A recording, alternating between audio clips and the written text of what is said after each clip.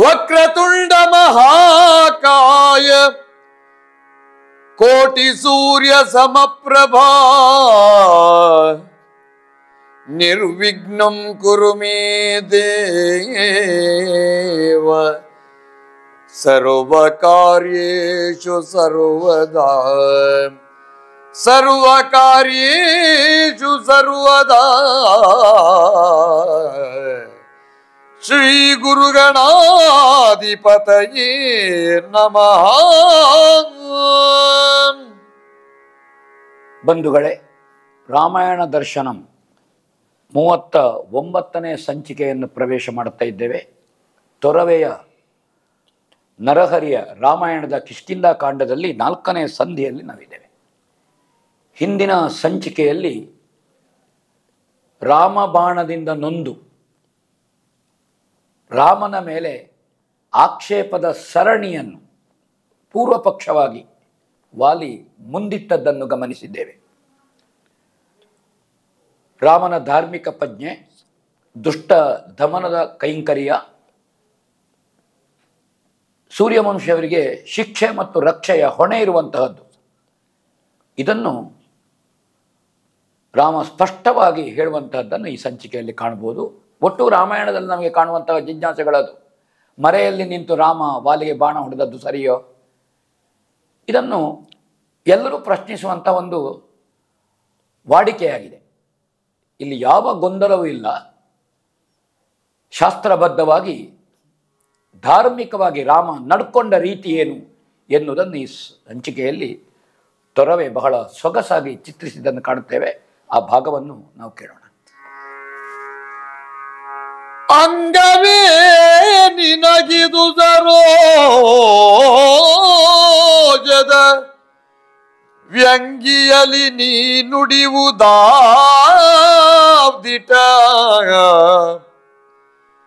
ಹಂಗಿಗರೆ ಹಾಗೆ ಗೊಲೆಗೆ ಪರರ ಸಹಾಯ ಸಂಪದದ ಸಂಗ ಶುದ್ಧರನಲ್ಲದ ದುಸ್ಸಂಗಿಗಳ ಕೈ ಬಿಡಿಯುವವರೇ ಪರರಂಗನಿಗೆ ಮೈಗೊಟ್ಟವರ ಶಿಕ್ಷಿಸದೆ ಬಿಡೆವೆಂದ ಪರರಂಗನಿಗೆ ಕೈಗೊಟ್ಟವರ ಶಿಕ್ಷಿಸದೆ ಬಿಡೆವೆಲ್ದ ಅಂಗವೇ ನಿನಗಿದೋ ವಾನರರದಿಪ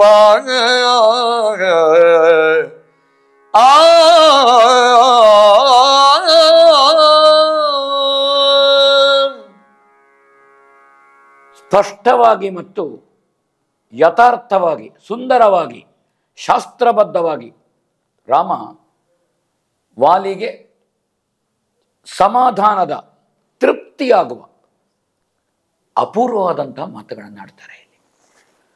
ಒಬ್ಬ ಧರ್ಮಜ್ಞನಾಗಿ, ಒಬ್ಬ ವಿವೇಕಿಯಾಗಿ, ಒಬ್ಬ ಶಾಸ್ತ್ರಸದ್ಧತೆ ಉಳ್ಳವನಾಗಿ, ನೀತಿಜ್ಞನಾಗಿ, ಶೀಲವಂತನಾಗಿ, ದುಷ್ಟ ದಮನದಲ್ಲಿ, ಶಿಷ್ಟ ಸಂರಕ್ಷಣೆಯಲ್ಲಿ, ಧರ್ಮ ಸಂರಕ್ಷಣೆಯಲ್ಲಿ, ಅಧರ್ಮಿಗಳನ್ನು ಶಿಕ್ಷಿಸುವಲ್ಲಿ ರಾಮನ ಬದ್ಧತೆ ಏನು? ಸೂರ್ಯವಂಶೀಯನಾಗಿ, ಸೂರ್ಯವಂಶಕ್ಕೆ ಉತ್ತರದಾಯಿತ್ವ ಉಳ್ಳವನಾಗಿ, ವಸಿಷ್ಠ ವಿಶ್ವಾಮಿತ್ರರ ಶಿಷ್ಯನಾಗಿ, ಇದನ್ನು ನಾವು ಮುಖ್ಯವಾಗಿ ಗಮನಿಸಬೇಕಾದ್ದು ಮುಖ್ಯ ಇಲ್ಲಿ. ಅದನ್ನು ರಾಮ ಇಲ್ಲಿ ನಿರೂಪಿಸ್ತಾನೆ ಸ್ಪಷ್ಟವಾಗಿ. ವಾಲಿ ಆಕ್ಷೇಪ ಇದ್ದದ್ದೇನು ಅಂತ ಕೇಳಿದರೆ, ನೀನು ದುರ್ಬಲನಾದಂತಹ ಸುಗ್ರೀವನನ್ನು ಬಳಸಿದ್ದಿ, ಇದು ಆಕ್ಷೇಪಗಳು. ಹೆಂಡತಿಯನ್ನು ಪಡೆಯುವುದೇ ಉದ್ದೇಶ ಆದರೆ ನನ್ನನ್ನು ನೀನು ಬಳಸಬೇಡವೋ, ಇದು ಆಕ್ಷೇಪಗಳು. ರಾಮ ಹೇಳುತ್ತಾನೆ, ನೀನು ಕೋಪದಿಂದ ವ್ಯಂಗ್ಯವಾಗಿ ಮಾತಾಡಿದ್ದೆ ಅಷ್ಟೇ. ದುಃಖದಿಂದ, ಕೋಪದಿಂದ, ಅಸಹಾಯಕ ಸ್ಥಿತಿಯಲ್ಲಿ, ವೇದನೆಯ ಸ್ಥಿತಿಯಲ್ಲಿ, ಅನಾರೋಗ್ಯ ಸ್ಥಿತಿಯಲ್ಲಿ ಒಬ್ಬ ನಿಂದಿಸುವ ಮಾತುಗಳು, ಆಕ್ಷೇಪಿಸುವ ಮಾತುಗಳು ಏನಿದೆ, ವ್ಯಂಗ್ಯದ ಮಾತುಗಳಿದೆ, ಆ ಮಾತುಗಳಿಗೆ ಹೆಚ್ಚು ಮೌಲ್ಯ ಇಲ್ಲ ಅಂತ ರಾಮ ಹೇಳ್ತಾನೆ. ಸ್ಮಿತ ಪೂರ್ವಾಭಿಭಾಷಿಯಾದಂತಹ ರಾಮ, ಕಡಿಮೆ ಮಾತಿನ ರಾಮ, ಹೆಚ್ಚು ಧಾರ್ಮಿಕ ಪ್ರಜ್ಞೆಯಲ್ಲಿರುವಂತಹ ರಾಮ ಅತಿಯಾಗಿ ಆಡುವುದೇ ಇಲ್ಲ. ನಿನ್ನ ವ್ಯಂಗ್ಯದ ಮಾತುಗಳು ಏನುಂಟು, ನನ್ನನ್ನು ನಿಂದಿಸುವ ಮಾತುಗಳು ಏನುಂಟು, ಅದನ್ನು ನಾನು ಉತ್ತರಿಸುವುದೇ ಇಲ್ಲ ಅಂತ, ಅದಕ್ಕೆ ಅಗತ್ಯವೇ ಇಲ್ಲ. ಹೇಸಿಗೆಯನ್ನು, ಹೊಲಸನ್ನು ಮತ್ತೆ ಕೆದಕಿ ನೋಡ್ಲಿಕ್ಕಿಲ್ಲ. ಅದು ಹೇಸಿಗೆ ಅಂತ ಗೊತ್ತಾದ ಮೇಲೆ ಎಲ್ಲಿಯೋ ಕಾಲಿಗೊಂದು ಹೇಸಿಗೆ ತಾಗಿತು. ಅವಾಗ ಏನು ಮಾಡ್ತಾನೆ ಬುದ್ಧಿವಂತನಾದವ? ಶುದ್ಧವಾದಂಥ ನೀರನ್ನು ಹುಡುಕಿ ಕಾಲು ತೊಳ್ಕೊಳ್ತಾನೆ. ಯಾರು ಬುದ್ಧಿವಂತ ಅಲ್ಲ, ಯಾರಿಗೆ ಕುತೂಹಲ ಇದೆ, ಅವ ಆ ಹೇಸಿಗೆಯನ್ನು ಅರಸುತ್ತಾ ಕಾಲಿಗೆ ಅಂಟಿದಂಥ ಹೊಲಸನ್ನು ಅಲ್ಲಲ್ಲಿ ಊರ್ತಾ ಉಳಿದ ಎಲ್ಲ ಕಡೆಗೆ ಆ ಹೊಲಸನ್ನು ಅಂಟಿಸ್ತಾ ಹೋಗ್ತಾನೆ. ಮತ್ತು ಕುತೂಹಲಿಯಾದವ ಹೊಲಸನ್ನು ಬೆರಳಿನಲ್ಲಿ ಸ್ವಲ್ಪ ಮುಟ್ಟಿ ನೋಡ್ತಾನೆ, ಆಮೇಲೆ ಮೂಸಿ ನೋಡ್ತಾನೆ, ಆಮೇಲೆ ನಕ್ಕಿ ನೋಡ್ತಾನೆ. ಈ ಪ್ರವೃತ್ತಿಯಲ್ಲ ರಾಮನದ್ದು. ಹೇಸಿಗೆಯನ್ನು ಶುದ್ಧ ನೀರಿನಲ್ಲಿ ತೊಳೆಯುವುದು ವಿವೇಕಿಯಾದವನ ಲಕ್ಷಣ. ಹೇಸಿಗೆ ಮಾಡಿದವ ಯಾರು, ಯಾವ ಸಂದರ್ಭದಲ್ಲಿ ಮಾಡಿದ, ಯಾವ ಕಾರಣಕ್ಕೆ ಮಾಡಿದ, ಈ ಸಂಶೋಧನೆಗೆ ಹೊರಡುವುದಲ್ಲ ಒಬ್ಬ ನೀತಿವಂತ. ನೀನು ನಿಂದನೀಯ ಮಾತುಗಳನ್ನು, ಅಸಹ್ಯವಾದಂತಹ ವ್ಯಂಗ್ಯದ ಮಾತುಗಳನ್ನು ಯಾಕೆ, ನಾನು ಅದನ್ನು ಆಕ್ಷೇಪಿಸುವುದಿಲ್ಲ, ಅದಕ್ಕೆ ಉತ್ತರಿಸುವುದೂ ಇಲ್ಲ, ನನಗೆ ಅಗತ್ಯವೂ ಇಲ್ಲ. ಅದು ಹೇಸಿಗೆಯ ಮಾತುಗಳು, ಅದು ಕೆಟ್ಟ ಮಾತುಗಳು, ಕೋಪದ ಮಾತುಗಳು. ಇದು ಯೋಗ್ಯವೋ ಹೇಳ್ತಾನೆ ಅವ. ನಿನ್ನಂಥವನಿಗೆ, ಒಬ್ಬ ಕಪಿರಾಜನಿಗೆ ಇದು ಭೂಷಣ ಅಲ್ಲ. ಇದು ನಾನು ದುರ್ಬಲನನ್ನು ಸಹಾಯ ಪಡೆದಿದ್ದೇನೆ ಅಂತ ನೀ ಹೇಳ್ತಿ, ನೆರವು ಪಡೆದಿದ್ದೇನೆ. ಶತ್ರುವಿನ ಕೊಲೆಯನ್ನು ಬಯಸಿ ನಾವು ಹಂಗಿಗೆ ಒಳಗಾಗಿದ್ದೇವೆ, ನಿಜ. ಯಾರ ಕೊಲೆಯನ್ನು, ಶತ್ರುವನ್ನು? ಯಾರಿಗೆ ಶತ್ರು? ನನಗೆ ಶತ್ರು ಅಲ್ಲ, ಲೋಕ ಕಂಟಕನಾದಂತಹ ರಾವಣ. ನನಗೆ ಕಂಟಕ ಆದರೆ ನಾನು ನಿವಾರಿಸ್ತೇನೆ, ಕರದೂಷಣಾದಿಗಳನ್ನು ನಾನು ನಿವಾರಿಸಲಿಲ್ವಾ? ರಾವಣ ನನ್ನ ಹೆಂಡತಿಯನ್ನು ಕದ್ದದ್ದು ಎನ್ನುವುದಷ್ಟೇ ನನ್ನ ವಿವೇಕ ಅಲ್ಲ ಇಲ್ಲಿ. ಅವ ಲೋಕ ಕಂಟಕ. ಕೋಟಿ ಲಕ್ಷ ಸಂಖ್ಯೆಯಲ್ಲಿ ಅನೇಕ ಮಂದಿಯರ ಲಕ್ಷ ಸಂಖ್ಯೆ ಹೆಣ್ಮಕ್ಕಳನ್ನು ಕದ್ದುಕೊಂಡು ಹೋಗಿದ್ದಾನೆ, ಅವ ಭೋಗಿಸಿದ್ದಾನೆ. ಆ ಕಾರಣದಿಂದ ನನಗೆ, ನೀನು ಹೇಳ್ತಿ ಪ್ರಬಲನಾದವ ಬೇಕಾದ್ದು, ನನಗೆ ಪ್ರಬಲನಾದವ ಬೇಡ. ರಾವಣನನ್ನು ಕೊಲ್ಲುವ, ನನ್ನ ಹೆಂಡತಿಯನ್ನು ಪಡೆಯುವಲ್ಲಿ ನನಗೆ ಪ್ರಾಬಲ್ಯ ಇದೆ, ನಾ ದುರ್ಬಲ ಅಲ್ಲ. ನನಗೆ ಧರ್ಮಜ್ಞನ, ನೀತಿವಂತನ, ಸಜ್ಜನನ ಸಹಾಯ ಬೇಕು. ನನಗೆ ಬಲವಂತನಾದರೂ ದುರ್ಜನನ, ಕೆಟ್ಟವನ, ಸ್ತ್ರೀಲಂಪಟನ ಸಹಾಯ ಬೇಡ. ರಾಮನ ಮಾತು ನೋಡಿ. ನೀನು ಸಮರ್ಥ, ಆದರೆ ನೀನು ಸ್ತ್ರೀಲಂಪಟ, ನೀನು ದುಷ್ಟ, ನೀನು ಕೆಟ್ಟವ. ನನಗೆ ಸಜ್ಜನ ಬೇಕಾದ ಹೊರತು ಬಲವಂತ ಬೇಕಾದ್ದಲ್ಲ. ಬಲ ನನ್ನಲ್ಲಿ ಉಂಟು, ನಾನು ದುರ್ಬಲ ಅಲ್ಲ.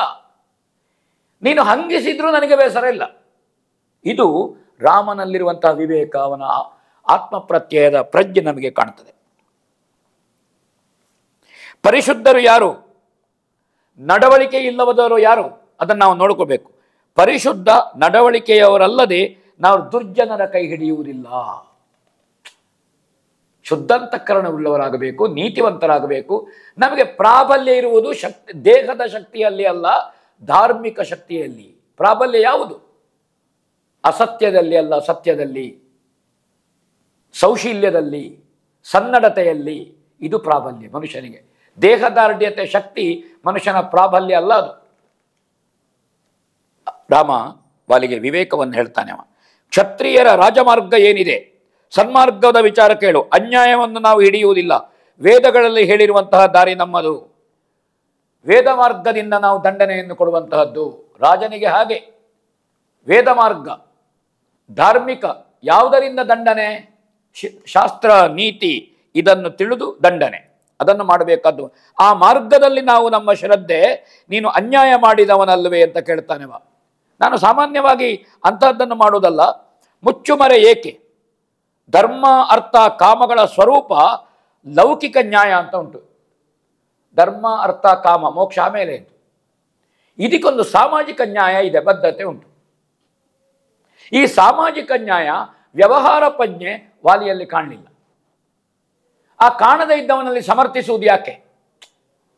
ವ್ಯವಹಾರ ಪ್ರಜ್ಞೆ, ಧರ್ಮ ಯಾರಲ್ಲಿ, ಕಾಮ ಯಾರಲ್ಲಿ? ಧರ್ಮ ಪತ್ನಿಯಲ್ಲಿ ಕಾಮ. ಅರ್ಥ, ಕಾಮಗಳನ್ನು, ಅರ್ಥವನ್ನು ಸಂಪಾದಿಸುವುದೋ ಅದು ನಮ್ಮ ಬಯಕೆಗಾಗಿ, ಕಾಮಕ್ಕಾಗಿ ಅಂದರೆ ಬಯಕೆ ಅಂತ ಅರ್ಥ, ಕಾಮುಕತನಕ್ಕಾಗಿ ಅಲ್ಲ. ಆ ಅರ್ಥವನ್ನು ವಿನಿಯೋಗಿಸುವುದು, ಅದರಲ್ಲಿ ಒಂದು ಧಾರ್ಮಿಕ ಪ್ರಜ್ಞೆ ಬೇಕು, ವ್ಯವಹಾರ ಪ್ರಜ್ಞೆ ಬೇಕು. ಆ ವ್ಯವಹಾರ ಪ್ರಜ್ಞೆ ಇಲ್ಲದೇ ಇದ್ದರೆ ನಾವು ಗಳಿಸುವಂತಹ ಅರ್ಥವೂ ಇರಬಹುದು, ಅದನ್ನು ವ್ಯಯಿಸುವ, ಕಾಮಕ್ಕಾಗಿ ವ್ಯಯಿಸುವಂತಹ ನಮ್ಮ ವೆಚ್ಚವೂ ಇರಬಹುದು. ಅದಕ್ಕೊಂದು ಧರ್ಮದ ದಾರಿ ಇದೆ. ಈ ರೀತಿಯಲ್ಲಿ ನಾವು ಮಾಡಬೇಕಾದ್ದು. ಆ ವ್ಯವಹಾರ ಜ್ಞಾನ, ಲೌಕಿಕ ವ್ಯವಹಾರ ಜ್ಞಾನವೇ ವಾಲಿ ನಿನಗಿಲ್ಲ, ಅದು ನಿನಗೆ ಅದೇ ಗೊತ್ತಿಲ್ಲ. ಧರ್ಮಭ್ರಷ್ಟರಾದವರಿಗೆ ಶಾಸ್ತ್ರಬದ್ಧವಾದಂತಹ ಶಿಕ್ಷೆ ಇದೆ, ಶಾಸ್ತ್ರೀಯವಾದಂತಹ. ಯಾರು ಶಾಸ್ತ್ರಬದ್ಧವಾಗಿ ನಡೆಯುವುದಿಲ್ಲ, ಯಾರು ಧರ್ಮಭ್ರಷ್ಟರು, ಇಂಥವರು ಯಾರು? ಅವರಿಗೆ ಶಾಸ್ತ್ರದಲ್ಲಿ ಶಿಕ್ಷೆ ಹೇಳಿದೆ. ಕಾಮರೂಪದ ಪುರುಷಾರ್ಥ ಏನಿದೆ, ಸ್ತ್ರೀಲಂಪಟತನ ಏನಿದೆ, ಕಾಮತಂತ್ರ ಪ್ರಧಾನವಾದಂತಹ ಬದುಕು ಏನಿದೆ ಅವರಿಗೆ ಶಾಸ್ತ್ರದಲ್ಲಿ ಶಿಕ್ಷೆ ಹೇಳಲ್ಪಟ್ಟಿದೆ. ಆ ಶಿಕ್ಷೆಯನ್ನು ಒಬ್ಬ ರಾಜನಾದವ ಸತ್ಯಸಂಧ ಅದನ್ನು ಮಾಡಬೇಕಾದಂತಹ ಬದ್ಧತೆ ಇದೆ ಅಂತ ರಾಮ ಹೇಳ್ತಾನೆ, ಕೇಳೋಣ. ಮೆರೆಯಬಲ್ಲುದೆ ಸಿರಿ ಜಯಶ್ರೀ ತುರುಬ ಸಿಂಗರಿಸುವಳೆ, ಭೂವದು ಹೊರುವಳೆ ಗೀರ್ವಾಣ ಸತಿ ಸೈರಿಸುವಳೆ, ಸುರರು ತೆರೆವರೆ ಬಾಗಿಲನು, ಸುರರು ತೆರೆವರೆ ಬಾಗಿಲನು, ಪರಸತಿ ಗುರಿಸುವತಿ ಪಾತಕನು ನೀನೇ, ಎಚ್ಚರಿತು ನಡೆಯದೆ ನಮ್ಮ ನುಡಿಯುವುದು ಗುಣವೇ, ಎಚ್ಚರಿತು ನಡೆಯದೆ ನಮ್ಮ ನುಡಿಯುವುದು ಗುಣವೇ ನಿನಗಂದಾಗ,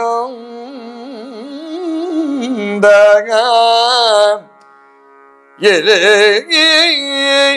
ಕಪಿವರಿಯ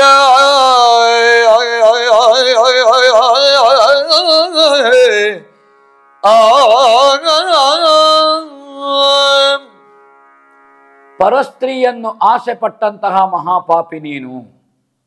ತಮ್ಮನ ಹೆಂಡತಿಯನ್ನು ಆಸೆ ಪಟ್ಟಿದ್ದೆ ನೀನು. ಮಗಳ ಹಾಗೆ ಕಾಣಬೇಕು ಅವಳು. ನಮ್ಮ ಸಂಸ್ಕೃತಿ, ನಮ್ಮ ಸನಾತನಿಕೆ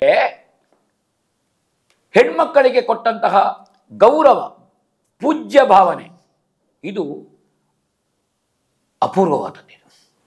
ಬೀಸುವ ಗಾಳಿ, ಉರಿಯುವ ಬೆಂಕಿ, ಹರಿಯುವ ನೀರು, ನಾವು ನಿಲ್ಲುವ ನೆಲ, ಇದು ಎಲ್ಲವೂ ಹೆಣ್ಣು, ಪ್ರಕೃತಿ ಇದು,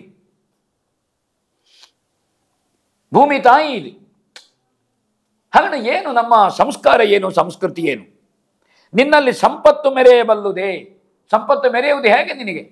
ಎಲ್ಲವನ್ನು ಕೊಡುವಂತಹದ್ದು ಪ್ರಕೃತಿಯಲ್ಲೋ, ಅವಳ ಹೆಣ್ಣಲ್ವೋ? ಅದನ್ನು ದುರ್ವಿನಿಯೋಗ ಮಾಡ್ತಾ ಇದ್ದಿ ನೀನು, ಕೆಟ್ಟ ಭಾವನೆಯಲ್ಲಿ ಅನುಭವಿಸ್ತಾ ಇದ್ದಿ ನೀನು. ಅದನ್ನು ನೀನು ಮಾಡಬಾರದು. ನಿನಗೂ ಮಾಯಾವಿಗೆ ಮತ್ತು ವಾಲಿಗಿದ್ದಂತಹ ಜಗಳ, ದುಂದುವಿಗೆ ಮತ್ತು ವಾಲಿಗಿದ್ದಂತಹ ಜಗಳ, ಇದೆಲ್ಲವೂ ಸ್ತ್ರೀ ಸಂಬಂಧವಾದಂತಹ ಜಗಳಗಳು. ಸ್ತ್ರೀ ಲಂಪಟನದ ಪರಮಾವಧಿಯ ಸಂಬಂಧಗಳದು. ರಾವಣನಿಗೂ ವಾಲಿಗೂ ಆದಂತಹ ತುಲ್ಯಾರಿ ಮಿತ್ರತ್ವ ಅದು ಹಾಗೆ. ದಾರ ಪುತ್ರ ಭೋಗ ಚಾದನ ಭೋಜನ, ಹೆಂಡತಿ ಮಕ್ಕಳನ್ನು, ಭೋಗವನ್ನು, ಆಚ್ಛಾದನವನ್ನು ಪರಸ್ಪರ ಹಂಚಿಕೊಳ್ಳುವಂತಹ ಮಿತ್ರತ್ವ. ಹಾಗಾದರೆ ನಿನ್ನ ಮನಸ್ಸು ಎಷ್ಟು ದುರ್ಬಲವಾಗಿದೆ, ಎಷ್ಟು ಕೆಟ್ಟದಾಗಿದೆ ಅಂತ ರಾಮವನಿಗೆ ಸ್ಪಷ್ಟಪಡಿಸ್ತಾನೆ. ಜಯಲಕ್ಷ್ಮಿ ನಿನ್ನ ಮುಡಿಯನ್ನು ಅಲಂಕರಿಸುವುದಿಲ್ಲ. ಮುಡಿಯನ್ನು ಲಕ್ಷ್ಮಿ ಯಾವಾಗ, ಶ್ರೀಮುಡಿ ಯಾವಾಗ, ಸಿರಿಮುಡಿ ಯಾವಾಗ? ಧಾರ್ಮಿಕ ಪ್ರಜ್ಞೆ ಇದ್ದರೆ ಮಾತ್ರ, ಸಜ್ಜನನಾದರೆ ಮಾತ್ರ. ಸ್ತ್ರೀಲಂಪಟನಾದಂತಹ ನಿನ್ನನ್ನು ಜಯಲಕ್ಷ್ಮಿ ಬಂದು ಸೇರುವುದಕ್ಕುಂಟ, ಭುಜಲಕ್ಷ್ಮಿ ಸೇರುವುದಕ್ಕುಂಟ, ಹೃದಯ ಲಕ್ಷ್ಮಿ ಸೇರುವುದಕ್ಕುಂಟ, ವಿದ್ಯಾಲಕ್ಷ್ಮಿ ಸೇರುವುದಕ್ಕುಂಟ? ಇಲ್ಲ. ಲಕ್ಷ್ಮಿ ನಿನ್ನ ಹತ್ರ ಸುಳಿಯುವುದಿಲ್ಲ. ಭೂವನಿತೆ ನಿನ್ನನ್ನು ಹೊರತಾಳ ಹೇಳು. ಭೂಮಿ ದೇವಿ, ಭೂಮಿ ತಾಯಿ, ನಮಗೆ ಅಶನ ವಸನ ವಸತಿ ಎಲ್ಲವನ್ನು ಕೊಡುವುದವಳು. ನಮಗೆ ಅಸ್ತಿತ್ವವೇ ಅವಳಿಂದ. ಅವಳ ಮೇಲೆ ನೀನು ಅಧಾರ್ಮಿಕವಾಗಿ ನಡ್ಕೊಂಡ್ರೆ ಇದು ಭೂಮಿ ದೇವಿಯ ಮೇಲೆ ಮಾಡುವ ದೌರ್ಜನ್ಯ, ಇದು ಅನಾಚಾರ, ಇದು. ಹಾಗಾದ ಕಾರಣ ನಿನಗೆ ಅದು ಅವಕಾಶ ಇಲ್ಲ. ದೇವತಾ ಸ್ತ್ರೀಯರು ಸತ್ತು ಸ್ವರ್ಗಕ್ಕೆ ಹೋದರೆ ಸುರಕನ್ಯೆಯರು ನಿನಗೆ ಉಪಚಾರ ಮಾಡ್ತಾರೋ? ಅವರು ನಿನಗೆ ಉಪಚಾರ ಮಾಡೋದಿಲ್ಲ. ಯಾಕಂದ್ರೆ ನೀನು ಇಲ್ಲಿ ಒಳ್ಳೆಯವನಾದ್ರೆ, ಸಜ್ಜನನಾದ್ರೆ, ಧಾರ್ಮಿಕ ಕೆಲಸ ಮಾಡಿದರೆ ಮಾತ್ರ ಅಲ್ವೋ ಅವರು ನಿನ್ನನ್ನು ಅನುಭವಿಸುವುದೋ ಅಥವಾ ನಿನ್ನನ್ನು ಉಪಚಾರ ಮಾಡೋದೋ, ಸೇವೆ ಮಾಡೋದಲ್ವೋ? ದೇವತೆಗಳು ಸ್ವರ್ಗದ ಬಾಗಿಲನ್ನು ನಿನಗೆ ತೆರೆಯುವುದಿಲ್ಲ. ನೀನು ಇಂದ್ರ ಸಂಕಲ್ಪದಿಂದ, ಇಂದ್ರಾನುಗ್ರಹದಿಂದ ಹುಟ್ಟಿದ್ದಿ. ನಿನಗೆ ಆ ಪಿತೃಲೋಕದಲ್ಲಿಯೂ ಸ್ಥಾನ ಇಲ್ಲ. ಯಾಕಂದ್ರೆ ನೀನು ಇಲ್ಲಿ ಮಾತೃಲೋಕದಲ್ಲಿ ಒಳ್ಳೆ ಕೆಲಸ ಮಾಡಲಿಲ್ಲ. ಈ ಭೂಮಿ ತಾಯಿಯಲ್ಲಿ ಒಳ್ಳೆ ಕೆಲಸ ಮಾಡದೇ ಇದ್ರೆ, ಧಾರ್ಮಿಕತೆ ಮಾಡದೇ ಇದ್ರೆ ನಿನಗೆ ಅವಕಾಶ ಇಲ್ಲ ಅಂತ ಹೇಳ್ತಾನೆ. ನಿನ್ನನ್ನು ನಿಂದಿಸುವುದು ನನಗೆ ಕೆಲಸ ಅಲ್ಲ, ನಿನಗೂ ನನ್ನನ್ನು ನಿಂದಿಸುವುದು ಕೆಲಸ ಆಗಬಾರದು. ತಪ್ಪು ಮಾಡಿಕೊಂಡು ಇನ್ನೊಬ್ಬನ ಮೇಲೆ ಆರೋಪ ಹೊರಿಸುವುದು ಇದು ನಿನಗೆ ಯೋಗ್ಯತೆ ಅಲ್ಲ. ನಿಂದಿಸುವುದು ನಿನ್ನಂಥವರಿಗೆ ಭೂಷಣ ಅಲ್ಲ. ಯಾಕೆಂದ್ರೆ ನೀನು ಒಂದು ಕಿಷ್ಕಿಂದೆ, ಒಂದು ಕಪಿಕುಲಕ್ಕೆ ನೀನು ರಾಜನಿದ್ದಿ ಅಂತ ಹೇಳ್ತಾನೆ. ತಪಸ್ಸು, ಆಚರಣೆ, ನಿಯಮ ಪಾಲನೆ, ವೃತಾಚರಣೆ, ಗುರುಗಳು, ದೇವತೆಗಳು, ಅತಿಥಿ ಪೂಜೆ, ಇದೆಲ್ಲ ಈ ನೆಲದ ಧರ್ಮಗಳು, ನೆಲದ ಕರ್ಮಗಳು. ಈ ನೆಲದಲ್ಲಿ ಹುಟ್ಟಿದ ಮೇಲೆ ನಾವು ಇದನ್ನೆಲ್ಲ ಮಾಡಬೇಕು, ಧಾರ್ಮಿಕವಾಗಿ ನಡ್ಕೊಳ್ಬೇಕು.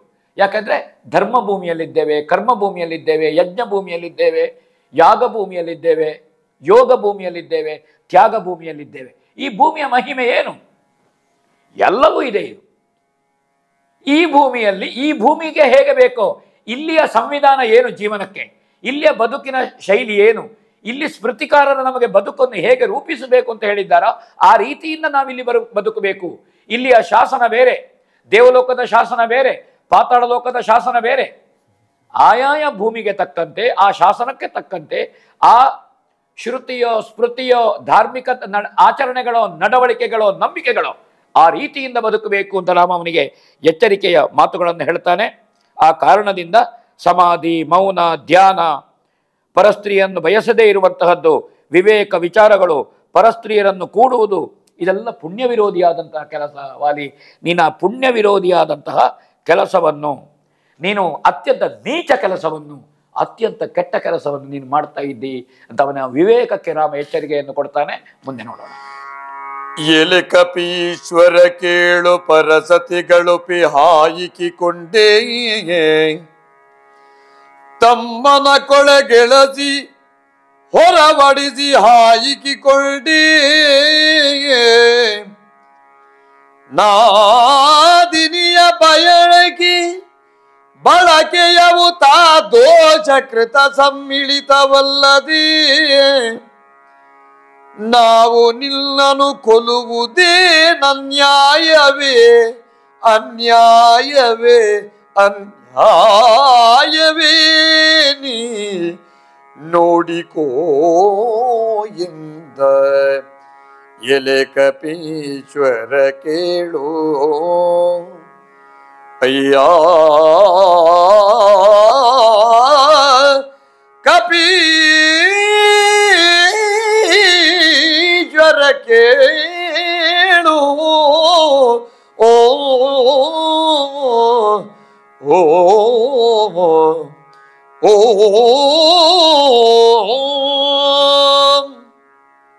ಕಪೀಶ್ವರ ಅಂತ ರಾಮ ಗೌರವಿಸ್ತಾನೆ ವಾಲಿಯನ್ನು. ಕಪಿ, ಕೋತಿ, ಮಂಗ ಅಂತ ರಾಮ ಹೇಳಲಿಲ್ಲ. ಎಲೆ ಕಪೀಶ್ವರ ಕೇಳು.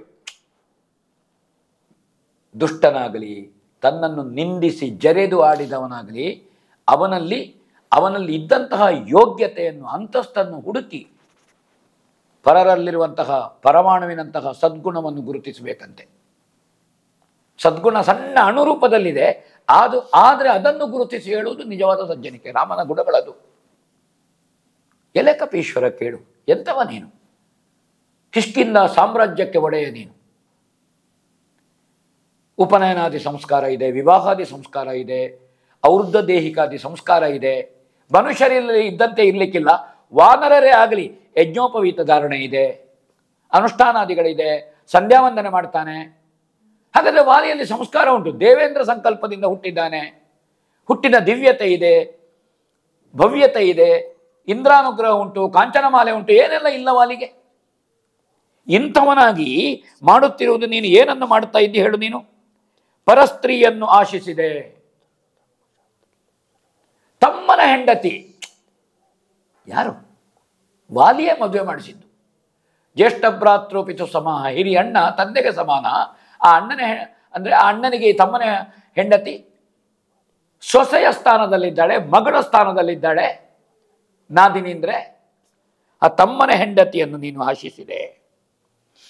ಹೇಗೆ ಆಶಿಸಿದೆ? ಆ ತಮ್ಮನನ್ನು ಕೊಲೆ ಮಾಡಲಿಕ್ಕೆ ನೀನು ಪ್ರಯತ್ನ ಪಟ್ಟೆ. ಅವ ಸಾಯದೇ ಇದ್ದದ್ದು ರುಮೆಯ ಮಾಂಗಲ್ಯದ ಭಾಗ್ಯ ಇರಬೇಕು. ತಮ್ಮನನ್ನು ಕೊಂದಿ ನಾದಿನಿಯನ್ನು ಅನುಭವಿಸ್ತಾ ಇದ್ದಿ ನೀನು. ತಮ್ಮನನ್ನು ಕೊಲ್ಲುವ ಪ್ರಯತ್ನ ಮಾಡ್ತಾ ಇದ್ದಿ ನೀನು. ಹಾಗಾದರೆ ನಿನ್ನ ಸ್ತ್ರೀಲಂಪಟತನ, ನಿನ್ನಲ್ಲಿರುವ ಕಾಮುಕ ಭಾವ, ಕಾಮತಂತ್ರ ಪ್ರಧಾನವಾದಂತಹ ನಿನ್ನ ಬದುಕು, ಕಾಮರೂಪದ ಪುರುಷಾರ್ಥ, ಅದು ಪುರುಷಾರ್ಥ ಅಲ್ಲ. ಧರ್ಮರೂಪದ ಕಾಮ ಯಾವುದಿದೆ ಅದು ಪುರುಷಾರ್ಥ. ಅರ್ಥವು ಹೇಗೆ? ಧರ್ಮರೂಪದ ಅರ್ಥ, ಧರ್ಮರೂಪದ ಕಾಮ. ಹಾಗೆ ಧರ್ಮ, ಅರ್ಥ, ಕಾಮ ಅದು ಸರಿಯಾಗಿ ನಾವು ವಿನಿಯೋಗಿಸಿದರೆ, ಬಳಸಿದರೆ, ವ್ಯಯಿಸಿದರೆ ಮುಂದೆ ಸಿಗುವಂತಹದ್ದು ಮೋಕ್ಷ, ಭವಬಂಧನದಿಂದ ಬಿಡುಗಡೆ. ಅದನ್ನು ಸರಿಯಾಗಿ ನಾವು ವಿನಿಯೋಗಿಸದೇ ಇದ್ದರೆ, ಸಂಪಾದಿಸದೇ ಇದ್ದರೆ ಆವಾಗ ಬಿಡುಗಡೆ ಇಲ್ಲ. ಮತ್ತೆ ನಾವು ನರಕ, ಮೃತ್ಯು, ಇಲ್ಲೇ ಹೊರಳಾಡ್ತಾ ಇದ್ದೇವೆ ಈ ಹೇಸಿಗೆಯ ಮೇಲೆ. ಇದನ್ನು ವಾಲಿಗೆ ಹೆಚ್ಚಿಸ್ತಾರೆ. ನಿನ್ನ ನಡತೆ ದೋಷಪೂರಿತವಾದುದಲ್ವೋ, ನಿನ್ನನ್ನು ಕೊಲ್ಲುವುದರಲ್ಲಿ ಯಾವ ಅನ್ಯಾಯ ಉಂಟು ಕೇಳ್ತಾನೆ ರಾಮ.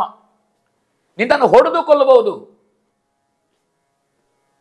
ಯಾವಾಗಲೂ ತಪ್ಪು ಮಾಡಿದರೆ, ಅನ್ಯಾಯ ಮಾಡಿದರೆ ಒಬ್ಬ ಆತತಾಯಿ ಅಂದರೆ ವಿಚಾರಣೆ ಇಲ್ಲದೆ ಶಿಕ್ಷೆ ಕೊಡ್ಬೋದು. ಆತತಾಯಿಗೆ ಅವನನ್ನು ವಿಚಾರಿಸಬೇಕಾಗಿಲ್ಲ.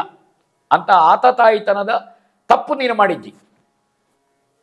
ಆತತಾಯಿತನದ ತಪ್ಪು ಮಾಡಿದರೆ, ಪಾಪ ಮಾಡಿದರೆ ಕಾಣದ ಕೈ ಹೊಡಿತದೆ.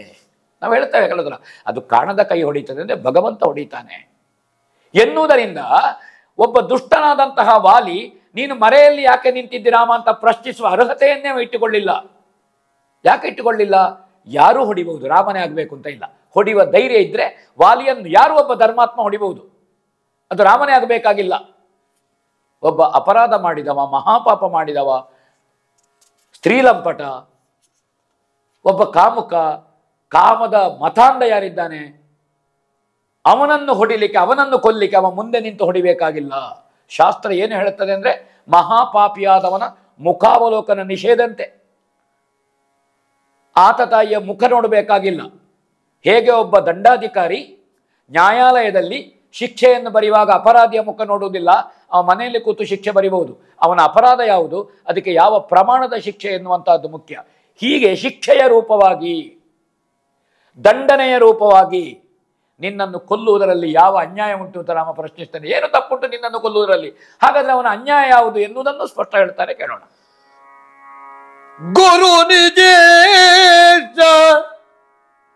ಗುರು ನಿಜೇಶ ಜ್ಯೇಷ್ಠರೀ ಮೂವರು ಕಣ, ಪಿತೃ ಸಮರು ಶಿಷ್ಯಾವರಜ ಶರಣಾಗತರು, ಪುತ್ರರು ಧರ್ಮಶಾಸ್ತ್ರದಲ್ಲಿ ಸುರಪಸುತ ಕೇಳಿವರ ಸತಿಯರಿಗೂ ತಿರುಸುವಾಗ, ಸುರಪಸುತ ಕೇಳಿವರ ಸತಿಯರಿಗೂ ಗುರಿಸುವವ ಬಾಗಿರನಲ, ದುಶ್ಚರಿತವಿರೇ ವಧೆಗರುಹ ನೀನೆ, ವಧೆಗರುಗ ನೀನೇ ನೋಡಿಕೋ ಎಂದ. ಅಯ್ಯ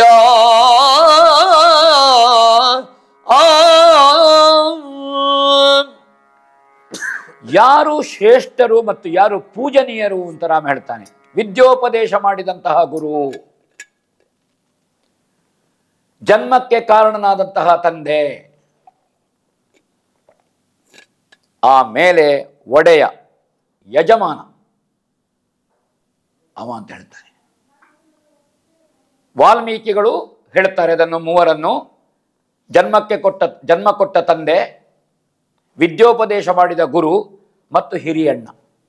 ಈ ಮೂರು ಮಂದಿ ಅತ್ಯಂತ ಪೂಜನೀಯರು, ಅವರಿಗೆ ಸಮಾನವಾದಂತಹ ಸ್ಥಾನ. ಇಲ್ಲಿ ಹೇಳ್ತಾನೆ ಗುರು, ಒಡೆಯ, ಅಣ್ಣ ಇವರು ತಂದೆಗೆ ಸಮಾನರು. ಇವರು ಮೂರು ಜನ, ಅನ್ನ ಕೊಡುವವರು, ಆಶ್ರಯ ಕೊಡುವವರು, ವಿದ್ಯೋಪದೇಶ ಮಾಡುವವರು, ಪಥನಿರ್ದೇಶನ ಮಾಡುವವರು ಬದುಕಿಗೆ. ಇವರು ಪೂಜನೀಯರು, ಗೌರವಾದರಣೀಯರು, ಸರ್ವಾದರಣೀಯರು. ಹೇಳು, ನೀನು ಹಿರಿಯಣ್ಣ ಅಲ್ವೋ ಸುಗ್ರೀವನಿಗೆ, ನೀನು ತಂದೆಗೆ ಸಮಾನ, ನೀ ಅನ್ಯನಲ್ಲ. ನಿನ್ನ ಯೋಗ್ಯತೆ ಏನು? ಸುಗ್ರೀವನಿಗೆ ಅದೇ ಗೌರವ ಇದೆ. ಹಿರಿಯಣ್ಣ, ತಂದೆಗೆ ಸಮಾನ ಎಂಬ ಗೌರವ ಉಂಟು ಪುಣ್ಯಾತ್ಮ. ನಿನಗೆ ಅವನಲ್ಲಿ ಆ ಭಾವ ಬೇಡವಾ, ವಾತ್ಸಲ್ಯ ಬೇಡವಾ ಅಂತ ರಾಮ ಪ್ರಶ್ನಿಸ್ತಾನೆ. ಮಾತ್ರ ಅಲ್ಲ, ಅವರ ಹೆಂಡತಿಯರು ಪೂಜನೀಯರು. ಗುರುಪತ್ನಿ, ಹಿರಿಯಣ್ಣನ ಹೆಂಡತಿ ಅತ್ತಿಗೆ, ಮಹಾರಾಣಿ. ಹೇಗೆ ತಂದೆಯಂತೆ ತಾಯಿ, ಹೆತ್ತವರು ಅಂದರೆ ತಂದೆ ಮತ್ತು ತಾಯಿ, ಅದೇ ರೀತಿ ಒಡೆಯ, ಒಡತಿ, ಗುರು ಮತ್ತು ಗುರುಪತ್ನಿ, ಹಿರಿಯಣ್ಣ ಮತ್ತು ಅತ್ತಿಗೆ, ಇವರನ್ನು ಆ ರೀತಿಯ ಪೂಜನೀಯ ಸ್ಥಾನದಿಂದ ನಾವು ಕಾಣಬೇಕಾದ್ದು ನಮ್ಮ ಸಂಸ್ಕಾರ. ಶಿಷ್ಯ, ತಮ್ಮ, ಶರಣಾಗತ. ಯಾರು ಶಿಷ್ಯ? ಒಡ ಹುಟ್ಟಿದ ತಮ್ಮ ಯಾರಿದ್ದಾನೆ? ಯಾರು ಶರಣಾಗಿ ಬಂದಿದ್ದಾನೆ? ಶರಣ್ಯನಾದವನು ಶರಣನನ್ನು ಸಂರಕ್ಷಿಸಬೇಕಾದ್ದು ಧರ್ಮ. ಅದು ಶರಣ್ಯ ಸಂಬಂಧ. ಅದು ಸೇವ್ಯ ಸೇವಕ ಇದ್ದ ಹಾಗೆ, ಪೂಜ್ಯ ಪೂಜಕ ಇದ್ದ ಹಾಗೆ. ಅದನ್ನೇ ತಮ್ಮ, ಶಿಷ್ಯ, ಔರಸ ಪುತ್ರ, ಮಕ್ಕಳಂತೆ ಕಾಣಬೇಕಂತೆ.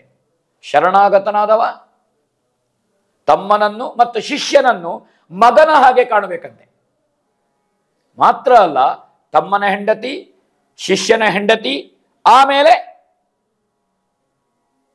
ಶರಣಾಗತನಾದವನ ಹೆಂಡತಿಯನ್ನು ಮಗನ ಹೆಂಡತಿ ಸೊಸೆಯಂತೆ ಕಾಣಬೇಕು, ಮಗಳಂತೆ ಕಾಣಬೇಕು.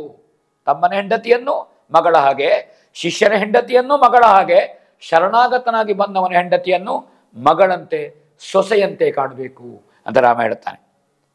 ಇಲ್ಲಿ ಏನು ಮಾಡಿದೆ ನೀನು? ಸುಗ್ರೀವನ ಹೆಂಡತಿಯ ರುಮೆಯನ್ನು ಸಾವಿರ ವರ್ಷಗಳಿಂದ ನೀನು ಅಂತಃಪುರದಲ್ಲಿ ಇಟ್ಟುಕೊಂಡಿದ್ದಿ. ಇದು ಮಗಳನ್ನು ಉಪಭೋಗಿಸಿದ ಹಾಗಾಯಿತು, ನೀನು ಸೊಸೆಯನ್ನು ಉಪಭೋಗಿಸಿದ ಹಾಗಾಯಿತು. ತಮ್ಮನ ಹೆಂಡತಿಯನ್ನು ಒಳಗಿಟ್ಟದ್ದು, ಅಂತಃಪುರದಲ್ಲಿ ಇಟ್ಟುಕೊಂಡದ್ದು ಮಹಾಪರಾಧ. ಇದಕ್ಕಿಂತ ದೊಡ್ಡ ತಪ್ಪುಂಟವಾಲಿ ಹೇಳು ನೀನು. ಇದರ ಸಮರ್ಥನೆಗೆ ನೀನು ಒಂದು ಕಾರಣ ಹೇಳು. ಇಲ್ಲ, ಕಾರಣ ಇಲ್ಲ. ಯಾಕಿಲ್ಲ? ಯಾಕೆ ನಿನಗೆ ತಲೆಗೆ ಹೋಗ್ಲಿಲ್ಲ? ರಾಮ ಹೇಳ್ತಾನೆ ಅದನ್ನು. ಕುರುಡರಲ್ಲಿ ವಿಮರ್ಶೆ ಮಾಡಿದಾಗೆ. ಸೌಂದರ್ಯವನ್ನು 2 ಜನ ಕುರುಡರು ಕೂತುಕೊಂಡು ವಿಮರ್ಶೆ ಮಾಡಿದ್ರಂತೆ, ರೂಪವನ್ನು. ಇಬ್ಬರಿಗೂ ಕಣ್ಣು ಕಾಣುವುದಿಲ್ಲ. ಯಾಕಿಲ್ಲ? ಇಲ್ಲಿ ಚಪಲ ಚಿತ್ತರಾದಂತಹ ಕಪಿಗಳಿರುವುದು ನಿನ್ನ ಜೊತೆಗೆ, ನಿನಗೂ ಚಪಲ ಉಂಟು. ಈ ಚಪಲ ಚಿತ್ತರಾದಂತಹ ಕಪಿಗಳಲ್ಲಿ ಚಪಲವನ್ನೇ ಬದುಕಿನ ಬಂಡವಾಳವನ್ನಾಗಿಸಿದ ನೀನು ಏನು ಧಾರ್ಮಿಕ ಪ್ರಜ್ಞೆಯಿಂದ ವಿವೇಚನೆಯಿಂದ ಮಾತನಾಡಬಲ್ಲೆ ಹೇಳು ನೀನು? ಧರ್ಮ ವಿವೇಚನೆಯನ್ನು, ಶಾಸ್ತ್ರ ವಿವೇಚನೆಯನ್ನು, ನೀತಿಯ ವಿವೇಚನೆಯನ್ನು ಮಾಡಲಿಕ್ಕೆ ಸಾಧ್ಯ ಉಂಟಾ? ಇದು ಕುರುಡರೊಳಗಿನ ವಿಮರ್ಶೆ. ಹಾಗಾಗಿದೆ ನಿಮ್ಮದು ಕತೆ. ಆ ಬುದ್ಧಿಯ ಕುರುಡುತನವನ್ನು ಬಿಡು. ಅತ್ಯಂತ ಗಂಭೀರವಾಗಿ ಮತ್ತು ಶಾಸ್ತ್ರಬದ್ಧವಾಗಿ ಧರ್ಮಶಾಸ್ತ್ರ ಹೇಳ್ತದೆ ಏನು? ಮಗನ ಹೆಂಡತಿಯ, ತಮ್ಮನ ಹೆಂಡತಿಯ, ಅಥವಾ ಮಗಳ, ಶಿಷ್ಯನ ಹೆಂಡತಿಯ, ಹೀಗೆ ಇವರನ್ನು ಉಪಭೋಗಿಸಿದವನಿಗೆ, ಇವರ ಜೊತೆಗೆ ಕಾಮುಕವಾಗಿ ವ್ಯವಹರಿಸಿದವನಿಗೆ ಅವನಿಗೆ ಮರಣದಂಡನೆ ಅಂತ ರಾಮ ಹೇಳ್ತಾನೆ. ಇದು ಶಾಸ್ತ್ರ. ಸೂರ್ಯವಂಶದ ಜ್ಯೇಷ್ಠ ಮನು ಸ್ಮೃತಿಕಾರ ಅವ ಹೇಳ್ತಾರೆ, ಔರಸೀಂ ಭಗಿನೀಂ ಅನುಜಸ್ಯ ಭಾರ್ಯ, ತಮ್ಮನ ಹೆಂಡತಿ, ಔರಸೀಂ ಮಗಳು, ಭಗಿನೀಂ ತಂಗಿ, ತಮ್ಮನ ಹೆಂಡತಿ, ಇವರನ್ನು ಉಪಭೋಗಿಸಿದವನಿಗೆ ಮರಣದಂಡನೆಯ ಶಿಕ್ಷೆ. ಇದು ಮನು. ವಾಲ್ಮೀಕಿಗಳು ಅದನ್ನು ತಂದಿದ್ದಾರೆ. ಈ ಶಿಕ್ಷೆ ನಿನಗಲ್ಲದೆ ಮತ್ತೆ ಏನು ಹೇಳು? ಇದು ಧರ್ಮ ವಿರೋಧ. ನಿನ್ನಲ್ಲಿ ದುರ್ನಡತೆ, ವಧೆಗೆ ಇದೊಂದೇ ಸಾಕು, ಬೇರೆ ಯಾವ ಕಾರಣವೂ ನನಗೆ ಬೇಡ ನಿನ್ನನ್ನು ವಧೆ ಮಾಡುವುದಕ್ಕೆ ಅಂತ ರಾಮ ಸ್ಪಷ್ಟವಾಗಿ ಅವನಲ್ಲಿ ವಧಾರ್ಹತೆಯನ್ನು, ಅವನ ಅಪರಾಧವನ್ನು ರಾಮ ಸ್ಪಷ್ಟಪಡಿಸ್ತಾನೆ, ನಿರ್ದೇಶಿಸ್ತಾನೆ.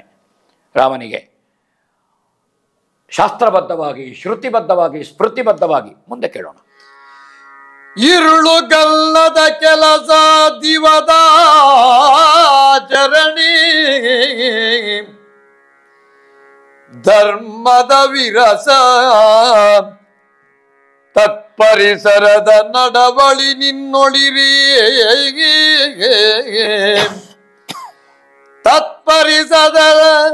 ಪರಿಸರದ ನಡವಳಿ ನಿನ್ನೊಳಿರಿ, ಕೇಳ್ದರಿದು ನಾವಿದನು ಇರಿಸಬಹುದೇ ಹೇಳು. ನೀನಿಹ ಪರವ ನೋಡದೆ ನಡೆವುದಿದು ಸುಜನರ ಮನಕ್ಕೊಡಬಡುವುದೇ,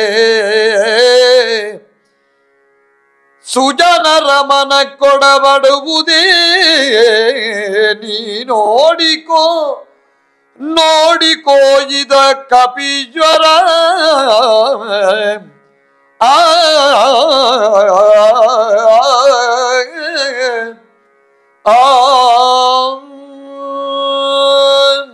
ದೇವಲೋಕದ ಆಚರಣೆ, ನಡವಳಿಕೆ, ನಂಬಿಕೆ, ಧಾರ್ಮಿಕ ಪ್ರಜ್ಞೆ ಏನುಂಟು? ದೇವತೆಗಳು ಏನು ಶಾಸನ ಮಾಡಿದ್ದಾರೆ, ಶಾಸ್ತ್ರ ಮಾಡಿದ್ದಾರೆ, ಅದಕ್ಕೆ ವಿರುದ್ಧವಾಗಿ ನಡ್ಕೊಳ್ಳುವಂತಹದ್ದು ಮನುಷ್ಯ ಧರ್ಮ ಅಲ್ಲ. ಅದನ್ನು ಅನುಸರಿಸಿ ನಾವು ಭಕ್ತಿ ಶ್ರದ್ಧೆಯನ್ನು ಅನುಷ್ಠಾನ ಮಾಡಬೇಕು. ಅದು ರಾತ್ರಿ ಕನ್ನ ಕೊರೆದ ಹಾಗೆ. ನಮ್ಮ ಬಂಧುಗಳ ಮನೆಗೆ, ದೇವರ ಮನೆಗೆ ನಾವು ರಾತ್ರಿ ಕನ್ನ ಕೊರೆಯುವುದು ಅಂತ ಹೇಳೋದಿಲ್ವಾ? ಆ ಕೆಲಸವನ್ನು ನೀನು ಮಾಡಿದ ಹಾಗಾಯಿತು. ಅಂತಹದ್ದೊಂದು ನಡವಳಿಕೆ ನಿನ್ನಲ್ಲಿ ಉಂಟು ಅಂತಾದರೆ, ದೇವ ನಿರ್ಮಿತವಾದಂತಹ ಪಾಯಸ ಮುಖದಿಂದ ನಾವು ಹುಟ್ಟಿದ ಮಕ್ಕಳು ಅಪ್ಪನಿಗೆ, ದೇವಧರ್ಮವನ್ನು ಯಜ್ಞ ಧರ್ಮವನ್ನು ಗೌರವಿಸಬೇಕಾದ್ದು ನನಗೆ ರಾಜನಾಗಿ ಹೊಣೆ. ಗೋ ಬ್ರಾಹ್ಮಣ ಹಿತಾರ್ಥಾಯ. ವೇದಗಳು, ಗೋ ಅಂದರೆ ವೇದಗಳಲ್ಲಿ ವೇದ ಪ್ರಜ್ಞೆ. ನಾವು ವೇದರಾಶಿಯನ್ನು ಗೌರವಿಸಬೇಡುವೋ? ವೈದಿಕ ಮಾರ್ಗವನ್ನು ನಾವು ಒಪ್ಪಬೇಡುವೋ? ಆ ಕಾರಣದಿಂದ ನಮಗೆ ಕೆಲಸ. ನಾವು ಸೂರ್ಯವಂಶೀಯರು. ಅಂತಹದ್ದು ನಾವು ಕೇಳಿದ್ದೇವೆ ಅಂತಾದರೆ, ಅಂತಹ ದೂರು ನಮಗೆ ಬಂದಿದೆ ಅಂತಾದರೆ ನಿನ್ನನ್ನು ವಧಿಸದೆ ಬಿಡುವುದಕ್ಕಾಗ್ತದೋ? ಶಿಕ್ಷೆ ಬಿಡದೆ ಆಗ್ತದೋ? ಒಬ್ಬ ರಾಜನಾದವ ಆಪ್ತವಾಕ್ಯವನ್ನು ಅಥವಾ ಕಾಡಿನಲ್ಲಿರುವಂತಹ ಕಾಡು ಜನರ ವಾಕ್ಯವನ್ನು ಅಥವಾ ಬೇಡ ವರ್ಗದವರ ವಾಕ್ಯವನ್ನು, ಸಜ್ಜನರ ಮಾತನ್ನು ಕೇಳಿ ಅಪರಾಧಿಗೆ ಶಿಕ್ಷೆ ಕೊಡಬಹುದು ಎನ್ನುವುದು ಶಾಸ್ತ್ರವೇ. ನೆರೆಕನೇವನೇ ದೂರ ಹೇಳಬೇಕು ಅಂತ ಇಲ್ಲ. ಒಬ್ಬನ ಮಾಡಿದಂತಹ ದೌರ್ಜನ್ಯ, ಅವ ಮಾಡಿದಂತಹ ಕೆಟ್ಟ ಕೆಲಸ, ಅದನ್ನು ಆ ದೌರ್ಜನ್ಯಕ್ಕೆ ಆದವನೇ ಹೋಗಿ ದೂರು ಕೊಡಬೇಕಾಗಿಲ್ಲ. ಒಬ್ಬ ಅಮಾಯಕನೇ ದೂರು ಕೊಡಬೇಕಾಗಿಲ್ಲ. ಇಂಥವನಿಗೆ ದೌರ್ಜನ್ಯ ನಡೆದಿದೆ, ಅವ ಅಮಾಯಕನಾಗಿದ್ದಾನೆ ಅಂತ ಒಬ್ಬ ಸಜ್ಜನ, ಒಬ್ಬ ವಿಶ್ವಾಸಾರ್ಹ ಒಬ್ಬ ಹೇಳಿದ ಅಂತಾದರೆ ರಾಜನಿಗೆ ಶಿಕ್ಷೆ ಕೊಡುವಂತಹ ಹಕ್ಕಿದೆ. ಶಾಸ್ತ್ರ ಅದು, ಸಂವಿಧಾನ ಅದು. ಕಬಂದ ಹೇಳ್ತಾನೆ, ಶಾಪಗ್ರಸ್ತರಾದವ ಅವನ ಕಳೆಯವರಕ್ಕೆ ಅಗ್ನಿ ಹಾಕಿದ ಮೇಲೆ ಆ ವಿಶ್ವಾಸವಾದಂಥ ಗಂಧರ್ವನಾಗಿ ಆಕಾಶದಲ್ಲಿ ರಥದಲ್ಲಿ ಕುಳಿತು ರಾಮನಿಗೆ ಹೇಳ್ತಾನೆ, ಸುಗ್ರೀವ ಸಜ್ಜನನಿದ್ದಾನೆ, ಅವನ ಸತ್ಯ ಮಾಡಿಕೊಳ್ಬೇಕು, ವಾಲಿಯಿಂದ ಸಂತ್ರಸ್ತ, ವಾಲಿಯನ್ನು ಕೊಲ್ಲಬೇಕು ನೀನು ಅಂತ ಹೇಳುವಂತಹದ್ದು ಗಂಧರ್ವನಾದಂತಹ ವಿಶ್ವವಸು ನಾಮಕನಾದಂತಹ ಗಂಧರ್ವ ಕಬಂಧನಾಗಿ ಬಿದ್ದವ. ತಾಯಿ ಶಬರಿ ಹೇಳ್ತಾಳೆ, ಮತಂಗ ಶಿಷ್ಯೆ, ಸುಗ್ರೀವ ಸಜ್ಜನನಿದ್ದಾನೆ, ಅವನ ಜೊತೆಗೆ ನೀನು ಮಿತ್ರತ್ವ ಮಾಡಬೇಕು, ಅವನ ಹೆಂಡತಿಯನ್ನು ಅಣ್ಣನಾದ ವಾಲಿ ಅಪಹರಿಸಿದ್ದಾನೆ, ವಾಲಿ ವಧಿಸಲ್ಪಡಬೇಕಾದವ. ಈ ಆಪ್ತವಾಕ್ಯಗಳು ಸಾಲದ ರಾಮನಿಗೆ? ಬೇಡ. ಪರಮಜ್ಞಾನಿಯಾದ ಸೂರ್ಯನ ಜೊತೆಗೆ ನಡ್ಕೊಂಡು ಹೋದ ಇಂದ್ರನಿಂದ ವ್ಯಾಕರಣ ಕಲಿತ ಹನುಮಂತ, ಸುಗ್ರೀವನ ಸಖಿ, ಅವನಿಗೆ ಸೋದರ ಮಾವ ವಾಲಿ ಮತ್ತು ಸುಗ್ರೀವ, ಅವ ವಾಲಿಯ ಜೊತೆಗಳು ಉಳ್ಕೊಂಡ. ಯಾಕೆ ಉಳ್ಕೊಳ್ಳಿಲ್ಲ? ಸುಗ್ರೀವ ಧಾರ್ಮಿಕ, ಪರಮಜ್ಞಾನಿಯಾದ, ಶಾಸ್ತ್ರಜ್ಞನಾದ, ವಿವೇಕಿಯಾದ, ವ್ಯಾಕರಣವನ್ನು ತಿಳಿದ ವೇದವಿದನಾದ ಹನುಮಂತ ಸುಗ್ರೀವರ ಜೊತೆಗಿದ್ದಾನೆ ಎನ್ನುವುದೇ ಸುಗ್ರೀವ ಸಜ್ಜನ ಅಂತ ಹೇಳಲಿಕ್ಕೆ ಕಾರಣ ಸಾಕು, ಮತ್ತೊಂದು ಕಾರಣ ಬೇಡ ನನಗೆ. ಇದು ರಾಮನ ಧಾರ್ಮಿಕ ವಿವೇಕ, ಇದು ಧಾರ್ಮಿಕ ಪ್ರಜ್ಞೆ. ಇದನ್ನು ವಾಲಿಯ ಮುಂದೆ ರಾಮ ಸ್ಪಷ್ಟಪಡಿಸ್ತಾನೆ. ನೀನು ಇಹಪರಗಳನ್ನು ನೋಡದೆ ನಡೆಯುವುದು ಸಜ್ಜನರ ಮನಸ್ಸಿಗೆ ಒಪ್ಪಿಗೆಯಾಗ್ತದೋ ಹೇಳು. ಇಲ್ಲಿ ಇಹದಲ್ಲಿ ಒಳ್ಳೆಯದು ಮಾಡಬೇಕು, ಧಾರ್ಮಿಕ ಕೆಲಸ ಮಾಡಬೇಕು, ನೀತಿವಂತನಾಗಬೇಕು, ಸೌಶಲ್ಯದಿಂದ ಇರಬೇಕು, ಬಾಕಿದ್ದವರನ್ನು ಹಾಗೆ ಇರಲಿಕ್ಕೆ ಬಿಡಬೇಕು. ನಾನು ಒಳ್ಳೆಯವನಾಗಿ ಸಂತೋಷದಿಂದ ಇರುವಾಗ ಅದು ಇನ್ನೊಬ್ಬರಿಗೆ ರಗಡಾಗಬಾರದಲ್ಲ, ನಮ್ಮ ಬದುಕು ಇನ್ನೊಬ್ಬರಿಗೆ ಮಾರಕ್ಕಾಗಬಾರದಲ್ಲ. ಇದು ನಿನಗೆ ಬದ್ಧತೆ ಇದೆ, ಕರ್ತವ್ಯ ಇದೆ. ಹಾಗಾದರೆ ಪರದಲ್ಲಿ ನಿನಗೆ ಒಳ್ಳೆಯದು ನೀನೇ ಹೇಳುವ, ಅಲ್ಲಿ ನೀನು ಮಾಡಿದ್ದು ಸರಿ ಅಂತ ನೀನೇ ಹೇಳು. ಬೇರೆ ನಾನು ಯಾವುದನ್ನು ಕೇಳುವುದಿಲ್ಲ. ತಮ್ಮನ ಹೆಂಡತಿಯನ್ನು ಉಪಭೋಗಿಸಿದ್ದು ನೀನು ಸರಿ ಅಂತ ನಿನಗೆ ಕಾಣ್ತದೆ ಹೇಳು, ನಿನ್ನ ವಿವೇಕಕ್ಕೆ ಹೇಳು. ನಾನು ಆಕ್ಷೇಪಿಸುವುದಲ್ಲ, ನೀನೇ ಹೇಳಬೇಕದನ್ನು. ಅಪರಾಧ ನಡೆದಿದೋ ಇಲ್ವೋ, ನಿನ್ನ ಮನಸ್ಸಿಗೆ ಹೇಗೆ ಆಗ್ತದೆ. ಇದು ಎದೆಗೆ ಮುಟ್ಟಿದ ಬಾಣಕ್ಕಿಂತ ಹೆಚ್ಚು ಧಾರ್ಮಿಕವಾದ ಮಾರ್ಮಿಕವಾದ ವಾಗ್ಬಾಣದಿಂದ ವಾಲಿಯ ಮನಸ್ಸಿಗೆ ನಾಟುವಂತೆ ರಾಮ ಮಾತಾಡ್ತಾನೆ. ವಾಲಿಯ ಪರಿವರ್ತನೆಯನ್ನು ಕೇಳೋಣ, ನೋಡೋಣ. ಎಂಬರಾಘವ ವಚನ ಕರ್ಣದೊಳ್ ಇಂಬುಗೊಂಡುದು ಕಪಿಪತಿಯ ರಾಘವ ವಚನ ಕರ್ಣದೊಳ್ ಇಂಬುಗೊಳ್ಳುದು ಕಪಿಪತಿಯ ನೋವಂ ಬಿಸುಟು ನೋಡಿದನು. ನೋವಂ ಬಿಸುಟು ನೋಡಿದನು ಬಳಿಕ ರಾಮ ಲಕ್ಷ್ಮಣರಾಗ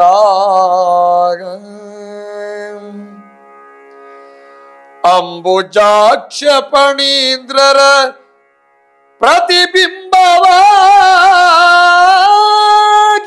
ಕಂಡು ಮುಕ್ತಿ ನಿತಂಬಿನಿಯ ನಿಬಿಡಸ್ತ ನಾಲಿಂಗನಕ್ಕೆ ಮನದಂದಾಗ ರಾಮ ರಾಘವ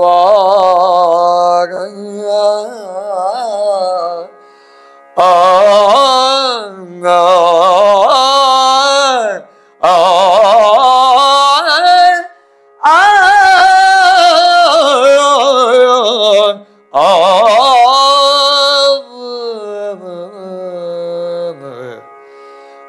ರಾಘವ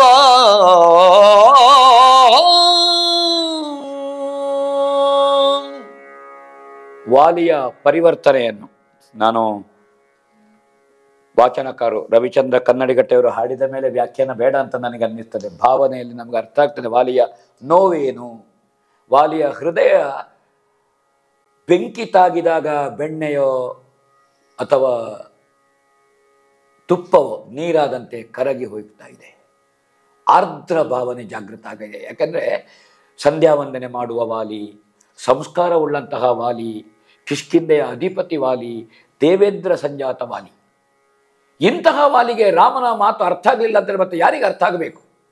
ಶಾಸ್ತ್ರಬದ್ಧವಾದ ಮತ್ತು ಬಾಣದ ಎಸುಗೆಯಲ್ಲಿ ತನಗೆ ಎಳ್ಳಿನಿತು ಸಂಕೋಚ ಇಲ್ಲದ, ಅಪರಾಧಿ ಪ್ರಜ್ಞೆ ಇಲ್ಲದ. ಒಂದು ಕೆಲಸ ಮಾಡಿದ ಮೇಲೆ ನಮಗೆ ಅಪರಾಧಿ ಪ್ರಜ್ಞೆ ಇರಬಾರದು, ಸಂಕೋಚ ಇರಬಾರದು ಮುಖ ತೋರಿಸಲಿಕ್ಕೆ. ಬೇರೆಯವರಾದರೆ ಬಾಣವನ್ನು ಎಸೆಯುವುದು, ಮರದ ಮರೆಯಲ್ಲಿ ಓಡುವುದೇ ಬೆನ್ನಾಕಿ. ಇಲ್ಲ, ಬಾಣ ಹೊಡೆದ ಮೇಲೆ ವಾಲಿಯ ಮಾತುಗಳನ್ನು ಕೇಳಲಿಕ್ಕೆ ನಿರಾಳ ಭಾವದಿಂದ ಪ್ರಸನ್ನ ಮುಖಮುದ್ರೆಯಲ್ಲಿ ಶಾಂತರಸದಲ್ಲಿ ಬಂದು ನಿಂತಿದ್ದಾನೆ ರಾಮ ಅಂತ ಆತಂಕ ಇಲ್ಲದೆ. ಇದು ಯಾರಿಗೆ ಸಾಧ್ಯ? ಸ್ವಸ್ವರೂಪ ಪ್ರಜ್ಞೆಯುಳ್ಳ, ಆತ್ಮಜಾಗೃತಿಯುಳ್ಳ, ಆತ್ಮಪ್ರತ್ಯಯವುಳ್ಳಂತಹ ರಾಮನಿಗೆ ಮಾತ್ರ ಸಾಧ್ಯ.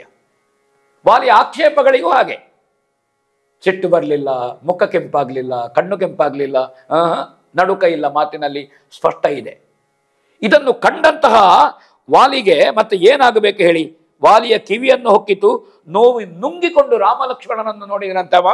ಆ ರಾಮನಲ್ಲಿ ಶ್ರೀಹರಿ ಆದಿಶೇಷರ ಪ್ರತಿಬಿಂಬ ಅಂತ ಹೇಳ್ತಾನೆ ಕವಿ. ರಾಮನೇ ಶ್ರೀಮನ್ನಾರಾಯಣ. ಆ ಶ್ರೀಮನ್ನಾರಾಯಣ ಶಯನಿಸುವಂತಹ ಶೇಷ ಏನಿದೆ ಆದಿಶೇಷ ಅವನೇ ಅಲ್ವೇ ಲಕ್ಷ್ಮಣ. ಅದು ಗೊತ್ತಾಯ್ತಂತೆ. ಭೂಭಾರವನ್ನು ಕಳೆಯಲು ಅವತರಿಸಿದ ಲೀಲಾ ವೈಭವ ಇದು. ಮಾನವ ರೂಪವೆಂಬುದು ನಿತ್ಯವಲ್ಲ, ಹೆಂಡತಿ ಎನ್ನುವುದು ಕೇವಲ ನೆಪ ಮಾತ್ರ. ಮನುಷ್ಯನಾಗಿ ಕಾಣುವುದು ಇದು ಶಾಶ್ವತ ಅಲ್ಲ, ಇದು ನೆಪ, ಇದು ಅಂಶಾವತಾರ. ಹೆಂಡತಿಯನ್ನು ಪಡೀಲಿಕ್ಕೆ ಹೊರಟಿದ್ದಾನೆ ಎನ್ನುವುದು ಸುಳ್ಳೆ. ರಾವಣಾದಿ ದುಷ್ಟರ ವಧೆಗೆ ಹೊರಟಿದ್ದಾನೆ. ನನ್ನಂತಹ ದುಷ್ಟರಿಗೆ, ಅಧರ್ಮಿಗಳಿಗೆ ಶಿಕ್ಷೆಯನ್ನು ಕೊಡುವುದಕ್ಕೆ ಬಂದಿದ್ದಾನೆ. ಸೀತೆಯನ್ನು ಕಳ್ಕೊಂಡದ್ದು ನೆಪ. ಯಾಕಂದರೆ ಸೀತೆಯನ್ನು ಕಳ್ಕೊಳ್ಳುವ ಮೊದಲೇ ರಾಮ ಋಷಿಮುನಿಗಳಿಗೆ ಮಾತು ಕೊಡ್ತಾನೆ, ಭೂಭಾರವನ್ನು ನಾನು ಹರಣ ಮಾಡ್ತೇನೆ, ಭೂಭಾರವನ್ನು ಇಳಿಸ್ತೇನೆ, ದುಷ್ಟರ ವಧೆ ಮಾಡ್ತೇನೆ ಅಂತ ವಚನಬದ್ಧನಾಗಿದ್ದಾನೆ. ಸೀತಾಪರಾಧ ಮತ್ತೆ ಹಾಗಾದ್ರೆ ಅದು ನೆಪ ಮಾತ್ರ ಅಂತ ಅವನಿಗೆ ಗೊತ್ತಾಯ್ತೆ. ಆ ಕಾರಣದಿಂದ ಈ ಭಗವಂತನ ಪಾದಗಳನ್ನು ಆರಾಧಿಸಬೇಕು ಅಂತ ಕೈ ಮುಗಿದನಂತೆ. ವಾಲಿಯ ಭಕ್ತಿಯನ್ನು ಕೇಳೋಣ. ಮಗುಳೆ ಮಗುಳೇ ಮಗುಳಡಿಗಡಿಗೆ ನೋಟದ ಬಿಗುಗು ಬಿಡದೆ ಪುನರಪಿ ಮಗುಳೆ ಮಹಿಮ ಮಾಯಾನರೀಶ್ವರನ ನಿಗಮ ತತ್ವಾತ್ಮಕನ ಮಂಗಳ ಸುಗಮ ಮೂರ್ತಿಯ ನೋಡಿ ಕಂಗಳ ಮುಗಿದು ಮಂಗಳ ಸುಗಮ ಮೂರ್ತಿಯ ನೋಡಿ ಕಂಗಳ ಮುಗಿದು ಪರಮಾನಂದ ಸುಖಮಯನಾದನ ವಾಲಿ ಸುಗಮ ಮೂರ್ತಿಯ ನೋಡಿ ರಾಮ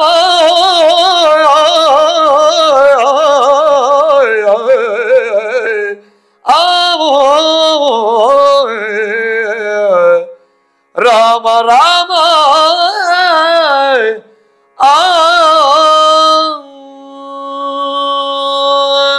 ಮಹಾಮಹಿಮನಾದಂಥ ಮಾಯಾ ಮಾನವೇಂದ್ರನನ್ನು ನೋಡಿದ. ನೋಡಿ ಕವಿಯ ಪ್ರಯೋಗ ನೋಡಿ ಏನು. ನೀ ಮಾಯೆಯೋ ನಿನ್ನೋಡು ಮಾಯೆಯೋ. ಮಾಯಾ ಮಾನವೇಂದ್ರನನ್ನು ರಾಮನನ್ನು ವಾಲಿ ಎಡೆ ಬಿಡದೆ ನೋಡಿದನಂತೆ. ಬಿಟ್ಟ ಕಣ್ಣಿಂದ ನೋಡಿದ. ಬಿಟ್ಟ ಕಣ್ಣಿನಿಂದಲೇ ನೋಡ್ಬೇಕು. ಯಾಕೆ? ಬಿಟ್ಟ ಕಣ್ಣು ಇರುವಂತಹ ಇಂದ್ರನ ಮಗ, ಸಹಸ್ರಾಕ್ಷರಾದಂತಹ ಇಂದ್ರನ ಮಗ, ಮೈಯೆಲ್ಲ ಕಣ್ಣಾಗಿ ನೋಡಬೇಕು ವಾಲಿ ರಾಮನನ್ನು. ಯಾಕೆ ಮೈಯಲ್ಲಿ ಮಾಡಿದಂತಹ ಪಾಪ ಹರಿದು ಹೋಗಬೇಕು, ತೊಳೆದು ಹೋಗಬೇಕು ಅಂತಾದರೆ ರಾಮ ಬಿಂಬವನ್ನು ಇಡೀ ಮೈಯಿಂದ ನೋಡಬೇಕು. ಆಗ ವಾಲಿ ಎಂಬಂತಹ ಡಿಂಬ ಶುದ್ಧ ಆಗಲಿಕ್ಕೆ ಸಾಧ್ಯ ಉಂಟು. ಅದು ಬಿಂಬ, ಇದು ಡಿಂಬ. ಒಂದೇ ಸಮನೆ ನೋಡಿದನಂತೆ ವೇದ ತತ್ವಾತ್ಮಕನ ಮಂಗಳ ರೂಪವನ್ನು ನೋಡಿ ಕಣ್ಣುಗಳಲ್ಲಿ ತುಂಬಿಸಿಕೊಂಡನಂತೆ. ಕಣ್ಣು ಮುಚ್ಚಿದನಂತೆ. ಆ ಬಿಂಬದಲ್ಲಿರುವ ರಾಮ ಹೊರಗೆ ಹೋಗಕೂಡದು, ನನ್ನಲ್ಲಿ ಐಕ್ಯವಾಗಲಿ ರಾಮ, ಲೀನವಾಗಲಿ ರಾಮ.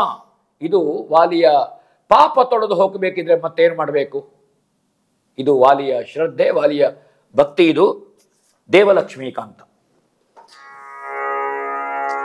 ದೇವಲಕ್ಷ್ಮೀ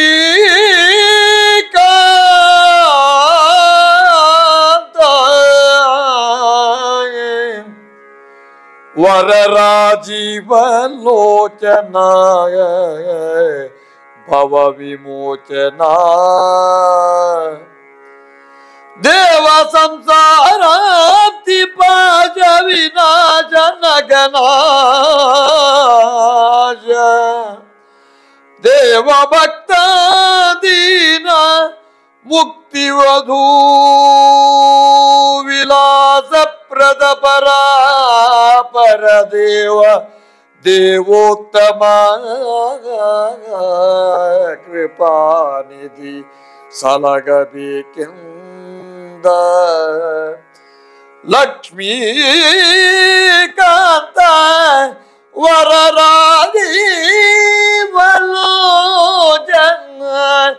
ರಾಮ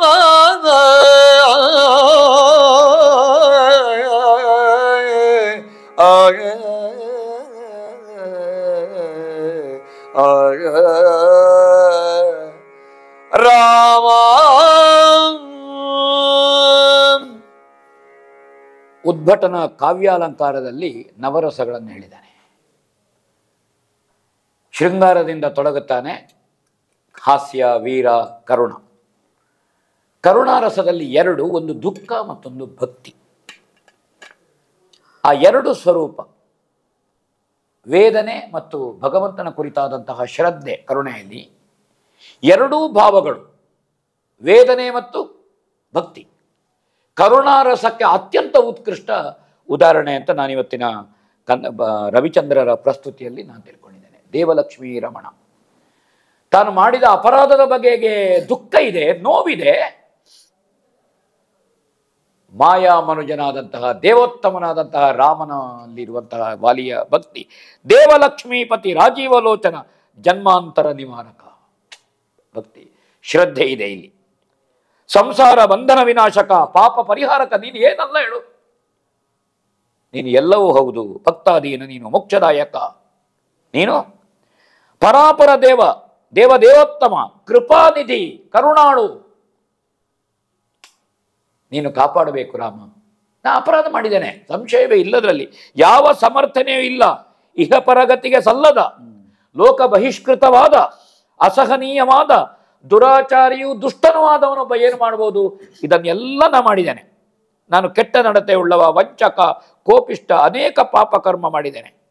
ನನ್ನನ್ನು ಕೈ ಹಿಡಿದು ಎತ್ತಬೇಕು ಸ್ವಾಮಿ, ನನ್ನನ್ನು ನೀನೇ ಉದ್ಧಾರ ಮಾಡಬೇಕಷ್ಟೇ.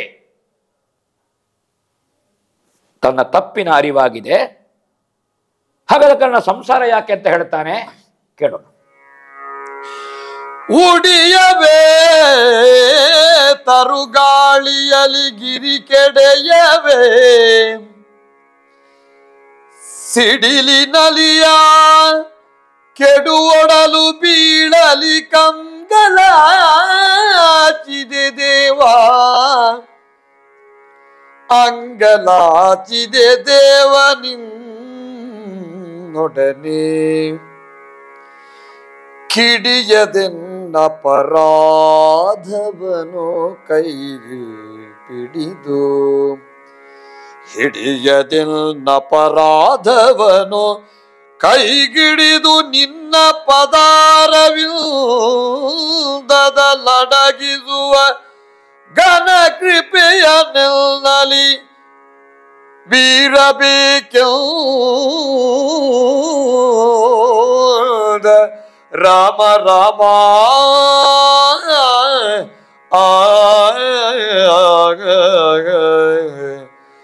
ಲಕ್ಷ್ಮೀಕಾಂತ ಉಡಿಯವೇ ತರು ಗಾಳಿಯಲ್ಲಿ ಮರಗಳು ಗಾಳಿಗೆ ಮುರಿದು ಬೀಳುವುದಿಲ್ಲ ರಾಮಚಂದ್ರಮ ಹೇಳು. ನಾನು ಅಮರ ಅಲ್ಲ, ನಾನು ಮರ ಇದ್ದ ಹಾಗೆ. ನನ್ನ ಪಾಪಗಳೆಂಬ ಜಂಜಾವಾತ ಏನುಂಟು, ದುಷ್ಟಕರ್ಮಗಳೆಂಬಂತಹ ಜಂಜಾವಾತ ಏನುಂಟು, ಅದರಿಂದಲೇ ಈ ಮರ ಮುರಿದು ಬೀಳುವುದಿಲ್ವ ಹೇಳು. ಬೇಡ, ನಾನು ವಜ್ರದ ಹಾಗೆ ಗಟ್ಟಿ ನಿಲ್ಲಿ. ರಾಮನೆಂಬಂತಹ ಧಾರ್ಮಿಕ ಗಾಳಿ ಉಂಟಲ್ಲ, ಬೀಸುವಿಕೆ ಉಂಟಲ್ಲ, ಆ ಧಾರ್ಮಿಕ ಬೀಸುವಿಕೆಯಿಂದ ಈ ಅಧರ್ಮದ ಮರ ಬೆಳೆದು ನಿಲ್ತದ. ಇದು ಮುಳ್ಳಿನ ಮರ, ಇದು ಕಾಸರಕರ ಮರ, ಇದು ಮಧುರವಾದಂತಹ ಫಲವನ್ನು ಕೊಡುವ ಮರ ಅಲ್ಲ. ಇದು ಮರಣಶೀಲವಾದದ್ದು. ನಾನು ಅಮರನಲ್ಲ, ಉಡಿಯವೇ ತರು ಗಾಳಿಯಲ್ಲಿ ಹೇಳು. ಅದು ಹೋಗ್ತದೆ, ಹೋಗುವುದಿಲ್ವ? ನಾನು ಬೀಳುವುದೇನುಂಟು ರಾಮ ಹೇಳು. ಸಿಡಿಲಿನ ಹೊಡೆತಕ್ಕೆ ಪರ್ವತಗಳು ಉರುಳುವುದಿಲ್ವೇ? ಭೂಮಿಯ ಲಯವನ್ನು ಕಾಯ್ದುಕೊಳ್ಳುವುದಕ್ಕೆ ಪರ್ವತ ಇದ್ದಾದರೂ ಸಿಡಿಲು ಬಿದ್ದಾಗ ಹೆಬ್ಬಂಡೆಯು ಹುಡಿಯಾಗುವುದಿಲ್ವೇ? ಇದು ಅಧರ್ಮದ ಸಿಡಿಲು. ನಾನು ಹೆಬ್ಬಂಡೆ ಆಗಿರಬಹುದು, ಆದರೆ ಅಧರ್ಮದ ಸಿಡಿಲು ಉಂಟಲ್ಲ ನನ್ನ ನೆತ್ತಿಯ ಮೇಲೆ, ಬೇಡ. ಧಾರ್ಮಿಕ ಸಿಡಿಲುಂಟಲ್ಲ ನಿನ್ನದು, ಅದು ಅಧರ್ಮವನ್ನು ನಾಶ ಮಾಡುತ್ತದೆ. ಸಾವಿಗೆ ತುತ್ತಾಗುವ ದೇಹ ಬೀಳಲು ನಾನು ಏನಾಗಬೇಕು ಹೇಳು. ದೇವನನ್ನದು ಅಪರಾಧ ಮನ್ನಿಸಿ ನಿನ್ನ ಪಾದಾರವಿಂದಗಳಲ್ಲಿ ನನ್ನನ್ನು ಸೇರಿಸಿಕೊಳ್ಬೇಕು. ಮಹಾ ಅಪರಾಧ ಮಾಡಿದ್ದೇನೆ, ನನ್ನನ್ನು ಕ್ಷಮಿಸು, ನನಗೆ ಇನ್ನೊಂದು ವರ್ಷ 100 ವರ್ಷ ಆಯುಷ್ಯ ಕೊಡುವಂತ ವಾಲಿ ಕೇಳಲಿಲ್ಲ. ನಿನ್ನಲ್ಲಿ ನನ್ನನ್ನು ಸೇರಿಸಿಕೊ ನೀನು, ನನಗೆ ಈ ಬದುಕು ಬೇಡ. ಯಕ್ಷಗಾನದ ಕವಿ ಹೇಳ್ತಾನೆ, ಹೆಂಡಿರೇತಕ್ಕೆ ಮಕ್ಕಳೇತಕ್ಕೆ ಬಂಡಿ ತುಂಬಿದ ಧನವಿದೇತಕ್ಕೆ. ಹೆಂಡತಿ, ಮಕ್ಕಳು, ಸಂಪತ್ತು, ಈ ಮನೆ ಮಹಡಿ, ಸಂಭ್ರಮ ಯಾಕೆ? ಯಮನ ಸೇವಕರು ಪಾಶ ಹಾಕಿ ಎಳ್ಕೊಂಡು ಹೋಗುವಾಗ ಯಮಭಟರು ಯಾರಿದ್ದಾರೆ? ಹೆಂಡತಿಯು ಬರುವುದಿಲ್ಲ, ಮಗನೂ ಇಲ್ಲ, ಸಂಸಾರಿಗಳೂ ಇಲ್ಲ, ಸಂಪತ್ತು ಬರುವುದಿಲ್ಲ. ಯಮಭಟರು ಪಾಶ ಹಾಕಿ ಎಳ್ಕೊಂಡು ಹೋಗುವಾಗ ಹೋಗುವುದೇ. ಅದಕ್ಕೊಂದು ಮಾತು ಹೇಳುತ್ತೇವೆ, ಹೇಗೆ ವೈರ ಸತ್ತ ಮೇಲೆ ನಾಶ ಆಗ್ತದೋ, ವೈರಾಗ್ಯ ಸ್ಮಶಾನದವರೆಗೆ ಹೋಗುವನ್ನಾರ ವೈರಾಗ್ಯ. ಸ್ಮಶಾನ ವೈರಾಗ್ಯ ಅಂತಲೇ ಹೆಸರು. ಹೆಣ ಹೊತ್ತುಕೊಂಡು ಹೋಗುವಾಗ, ಆ ಹೆಣಕ್ಕೆ ಬೆಂಕಿ ಕೊಟ್ಟು ಉರಿಯುವಾಗ ಹೇಳ್ತೇವೆ, ನಾಳೆ ನಾವು ಹೀಗೆ ಅಲ್ವಂತ. ಮರುದಿವಸ ಆಸ್ತಿಗೆ ಬೇಕಾಗಿ ಜಗಳ ಆಗ್ತದೆ. ಇರುವುದು ಒಂದೇ ಉಂಗುರ, 4 ಮಕ್ಕಳು ಉಂಗುರವನ್ನು ತುಂಡು ಮಾಡುವುದನ್ನೇ ನಾವು ಆಲೋಚನೆ ಮಾಡೋದು. ಬೇಡ, ತಾಯಿಯ ನತ್ತು ಮೂಗುತಿ ಒಂದಿಷ್ಟು ಸಣ್ಣ ಇತ್ತು, ಅದು ಸಾಸಿವೆ ಕಾಳಿನಷ್ಟೋ ಅಲ್ಲ ಕೊತ್ತಂಬರಿ ಬೀಜದಷ್ಟೋ, ಅದಕ್ಕೆ ಜಗಳ ಮಾಡೋದಿಲ್ವ? ಮೂಗು ಕೊಯ್ದವರು ಇದ್ದಾರೆ ಮೂಗುತಿಗೆ ಬೇಕಾಗಿ, ಕಿವಿಯೋಲೆಗೆ ಬೇಕಾಗಿ ಕಿವಿ ಕೊಯ್ದವರು ಇದ್ದಾರೆ. ಹಾಗಾದರೆ ಏನು ವೈರಾಗ್ಯ? ಆ ವೈರಾಗ್ಯ ಅಲ್ಲ. ಪ್ರಸವ ವೈರಾಗ್ಯ, ಅದು ಒಳ್ಳೆ ವೈರಾಗ್ಯವೇ. ಮಗುವಿನ ಹೆರಿಗೆ ನೋವಾಗುವಾಗ ತಾಯಿ ಹೇಳ್ತಾಳಂತೆ, ಇನ್ನೊಮ್ಮೆ ನನಗೆ ಬಸಿರು ಬೇಡ ಅಂತ. ಆ ಮಗು ನಗೆಯಾಡುವಾಗ, ಸಂತೋಷ ಪಡುವಾಗ, ಬಿದ್ದೆದ್ದು ನಲಿಯುವಾಗ, ಒಂದು 7, 8, 9 ತಿಂಗಳಾಗುವಾಗ ಆ ತಾಯಿಯ ಹೊಟ್ಟೆಗೆ ಮತ್ತೆ 2 ತಿಂಗಳಾಗ್ತದೆ. ಪ್ರಸವ ವೈರಾಗ್ಯ ಅದು ಒಳ್ಳೆಯದೇ. ನಾವು ಮಕ್ಕಳು ಬೇಡ, ಒಂದು ಮಗು ಸಾಕು ಎಂಬ ಕಾಲಘಟ್ಟದಲ್ಲಿರುವಾಗ ಪ್ರಸವ ವೈರಾಗ್ಯ ಒಳ್ಳೆಯದೇ. ಆ ಮಗುವಿಗೆ 10 ತಿಂಗಳಾಗುವಾಗ ಮತ್ತೊಮ್ಮೆ ಗರ್ಭ ತಾಳಲೇಬೇಕಾ ತಾಯಿ. ವಾಲಿಗಾದದ್ದ ಆ ವೈರಾಗ್ಯ ಅಲ್ಲ, ವಾಲಿಗಾದದ್ದು ಬೇಡ. ಇದು ಮತ್ತೊಮ್ಮೆ ನನಗೆ ನೀನು ಪ್ರಾಣ ಅನುಗ್ರಹ ಮಾಡಿದರೆ, ನನಗೆ ಬದುಕಲಿಕ್ಕೆ ಅವಕಾಶ ಕೊಟ್ಟರೆ, ನಾನು ಪುನಃ ದುರ್ಬುದ್ಧಿಯೇ ಮಾಡಿದರೆ, ಕೆಟ್ಟದೇ ಮಾಡಿದರೆ, ಹಾಗೆ ವಿರೋಧವನ್ನು ಬಿಟ್ಟು ಮತ್ತೊಮ್ಮೆ ಕೂಡು ಸಂಸಾರದ ಕಡೆಗೆ ವಾಲಿಯ ಮನಸ್ಸಾಗ್ತದೆ. ದ್ವೇಷಿಸಿದ, ವಿರೋಧಿಸಿದ ಬದುಕಿನುದ್ದಕ್ಕೂ ಸಾವಿರ ವರ್ಷಗಳಿಂದ ಯಾರನ್ನು ಕೊಲ್ತೇನೆ ಅಂತ ಹಪಹಪಿಸುತ್ತಿದ್ದನೋ, ಯಾರ ಹೆಂಡತಿಯನ್ನು ಅಂತಃಪುರದಲ್ಲಿಟ್ಟಿದ್ದಾನೋ ಆ ಸುಗ್ರೀವನನ್ನು ಕರೆದನಂತೆ ಕೇಳೋಣ.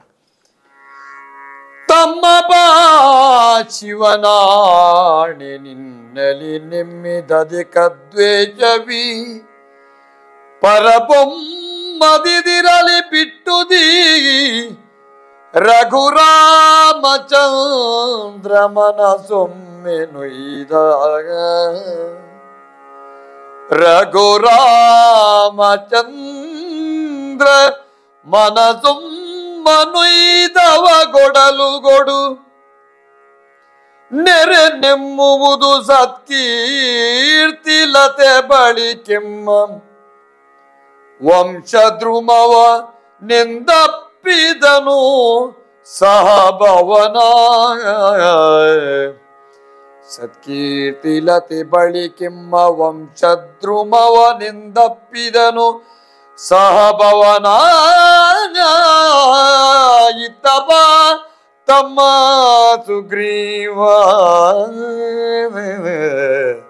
ಆ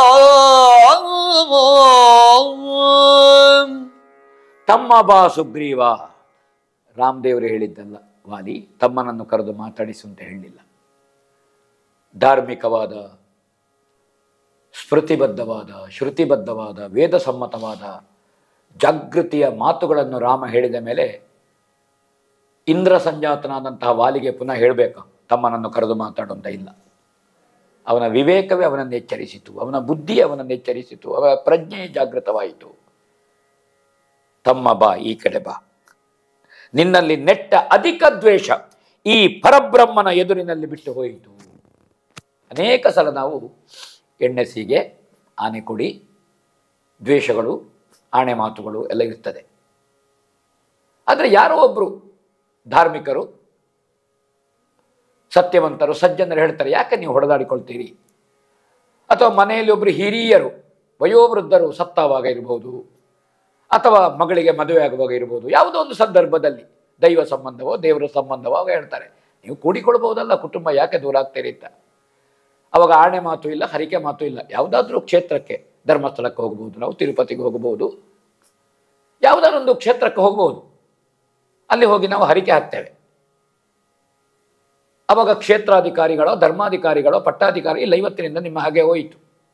ಭಗವಂತನ ಮುಂದೆ ನಾವು ಎಲ್ಲವನ್ನು ದ್ವೇಷವನ್ನು ಸಮರ್ಪಿಸುವುದು, ಪ್ರೀತಿಯನ್ನು ಸಮರ್ಪಿಸುವುದು, ನಮ್ಮ ಎಲ್ಲವನ್ನು ದೇವರಿಗೆ ಸಮರ್ಪಿಸುವುದು. ದೇವರಿಗೆ ಒಂದೇ, ಅದು ಹಸಿಯು ಒಂದೇ, ಒಣಗಿದ್ದು ಒಂದೇ, ನೀರು ಒಂದೇ, ಗಟ್ಟಿಯು ಒಂದೇ, ತುಂಡು ಒಂದೇ, ಕಲ್ಲು ಒಂದೇ, ಮಣ್ಣು ಒಂದೇ ಭಗವಂತನಿಗೆ. ನಮಗೆ ಬೇಕಾಗಿ ದೇವರಿಗೆ ಚಿನ್ನ ಹಾಕುವುದಾ, ದೇವರಿಗೆ ಬೆಳ್ಳಿ ಹಾಕುವುದಾ? ದೇವರಿಗೆ ಎಲ್ಲ ಒಂದೇ, ಚಿನ್ನ ಬೆಳ್ಳಿ ಎಲ್ಲ ದೇವರಿಗೆ ಯಾವುದೂ ಇಲ್ಲ. ಆ ಕಾರಣದಿಂದ ಇದು ಪರಬ್ರಹ್ಮನ ಎದುರಿನಲ್ಲಿ ಬಿಟ್ಟು ಹೋಯಿತು. ಅರ್ಥಪೂರ್ಣವಾಗಿ ವಾಲಿ ಹೇಳಿದ್ದಾರೆ.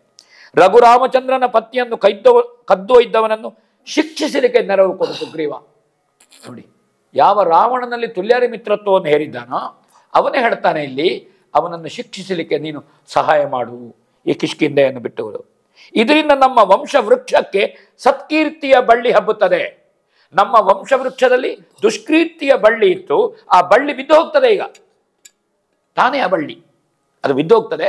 ಸತ್ಕೀರ್ತಿಯ ಬಳ್ಳಿ ನಮ್ಮ ಕಪಿ ಕುಲ ವಂಶವೃಕ್ಷಕ್ಕೆ ಹಬ್ಬಿಕೊಳ್ತದೆ.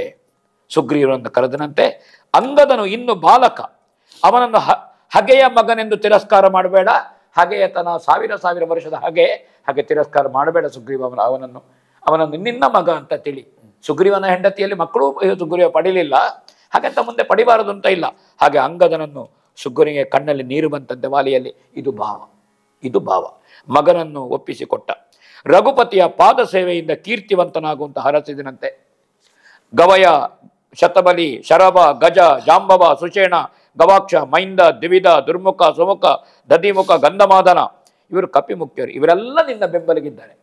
ಒಬ್ಬೊಬ್ಬರ ಹಿಂದೆಯೂ ಕೋಟಿ ಸಂಖ್ಯೆಯ ಕಪಿಗಳಿದ್ದಾರೆ. ಇವರೆಲ್ಲ ಸುಗ್ರೀವ ನಿನಗೆ, ಇದು ರಾಮ ಸೇವೆಗೆ, ರಾವಣಾದಿಗಳ ವಧೆಗೆ, ಸೀತಾನ್ವೇಷಣೆಗೆ ನನ್ನ ಸೇವೆ, ಇದು ನನ್ನ ಕೊಡುಗೆ, ಇದು ಸುಗ್ರೀವ, ಇದು ರಾಮನಿಗೆ ಸ್ವೀಕರಿಸು ಅಂತ ಹೇಳಿದನಂತೆ. ಇಂದ್ರ ದತ್ತವಾದಂತಹ ಕಾಂಚನ ಮಾಲೆ ಏನುಂಟು ಅದನ್ನು ಅಂಗದನ ಕುತ್ತಿಗೆ ಹಾಕಿದ ಅಂತ ತೊರವೆ ಹೇಳ್ತಾನೆ. ಅದನ್ನು ಸುಗ್ರೀವನ ಕುತ್ತಿಗೆ ಹಾಕಿದ ಅಂತಲೂ ಉಲ್ಲೇಖ ಉಂಟು. ಇದುವೇ ಹೆಚ್ಚು ಅರ್ಥಪೂರ್ಣ ಅಂತ ನಾನು ತಿಳ್ಕೊಂಡಿದ್ದೇನೆ. ವಾಲಿಯಷ್ಟೇ ಬಲವುಳ್ಳಂತಹ ಸುಗ್ರೀವನಿಗೆ ಪುನಃ ಬಲ ಯಾಕೆ?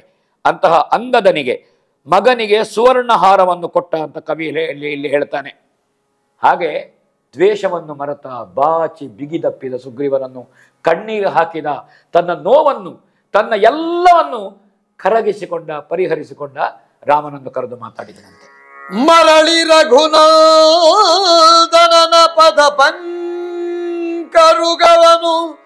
ಕಂಗಳಿಗೆ ಸೇರಿಸಿ ಕರಪುಟಾಂಜಲಿಯಿಂದ ನುಡಿದನು ದೈನ್ಯ ಭಾವದಲ್ಲಿ ರಾಮ. ತರಳನಂಗದ ನೀತನ ತರಣಿಸುತ್ತ ಪಥಿಕರಿಸದೀರ್ದಡೆ ಪುರಕ್ಕೆ ಕೊಂಡೊಯ್ದೊಲಿದು ಸಲಗಲೆ ದೇವ ನೀನಿಂದ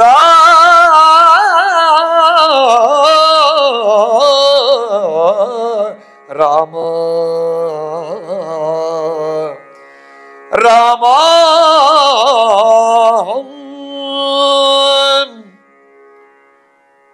ದೀನನಾಗಿ, ಭಕ್ತನಾಗಿ, ಸಜ್ಜನನಾಗಿ, ವಿವೇಕಿಯಾಗಿ, ಅಂತಃಕರಣವುಳ್ಳವನಾಗಿ, ಶೀಲವಂತನಾಗಿ, ತನ್ನ ಎಲ್ಲ ಪಾಪಗಳನ್ನು, ತನ್ನ ಎಲ್ಲ ದುಷ್ಕೃತ್ಯವನ್ನು, ತನ್ನ ಸ್ತ್ರೀಲಂಪಟತನವನ್ನು ಎಲ್ಲವನ್ನು ಕಣ್ಣೀರಾಗಿ ಹರಿಸಿ ರಾಮನ ಪಾದವನ್ನು ತೊಳೆದು ಬಿಟ್ಟ.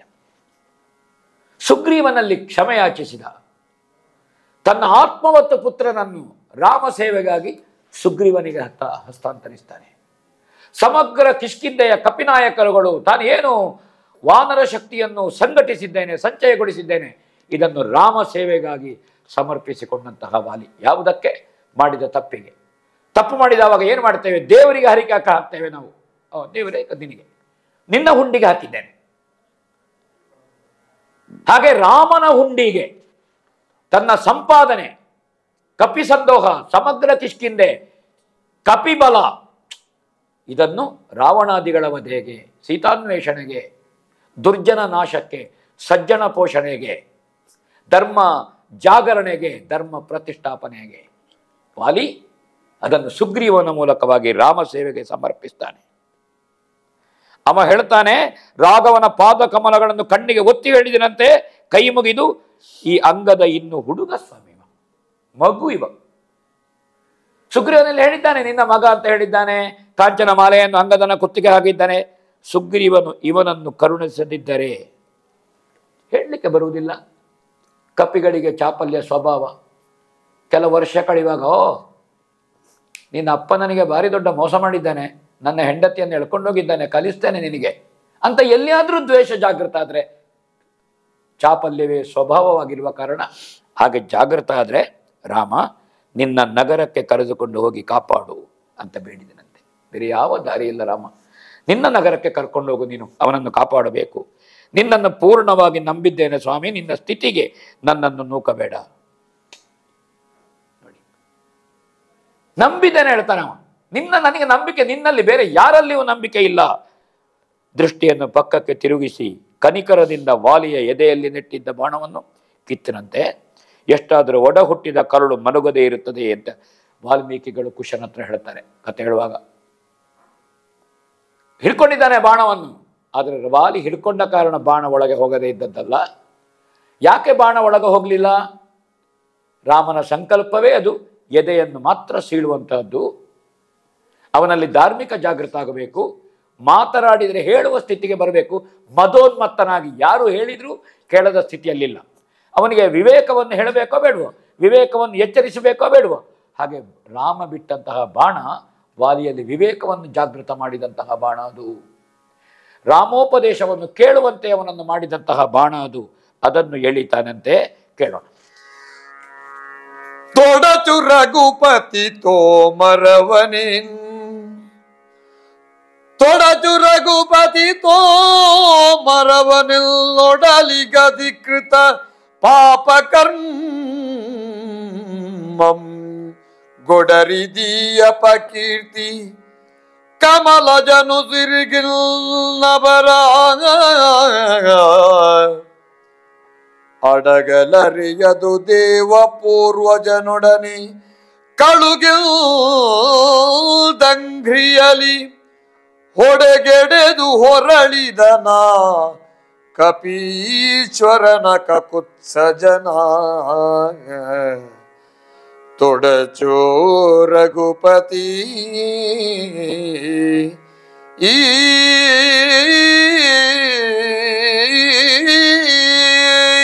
ವಾಲಿಯ ಪ್ರಾರ್ಥನೆಯಂತೆ ರಾಮ ಬಾಣವನ್ನು ಹಿಂದೆ ಕರೆಯುವಂತಹದ್ದು.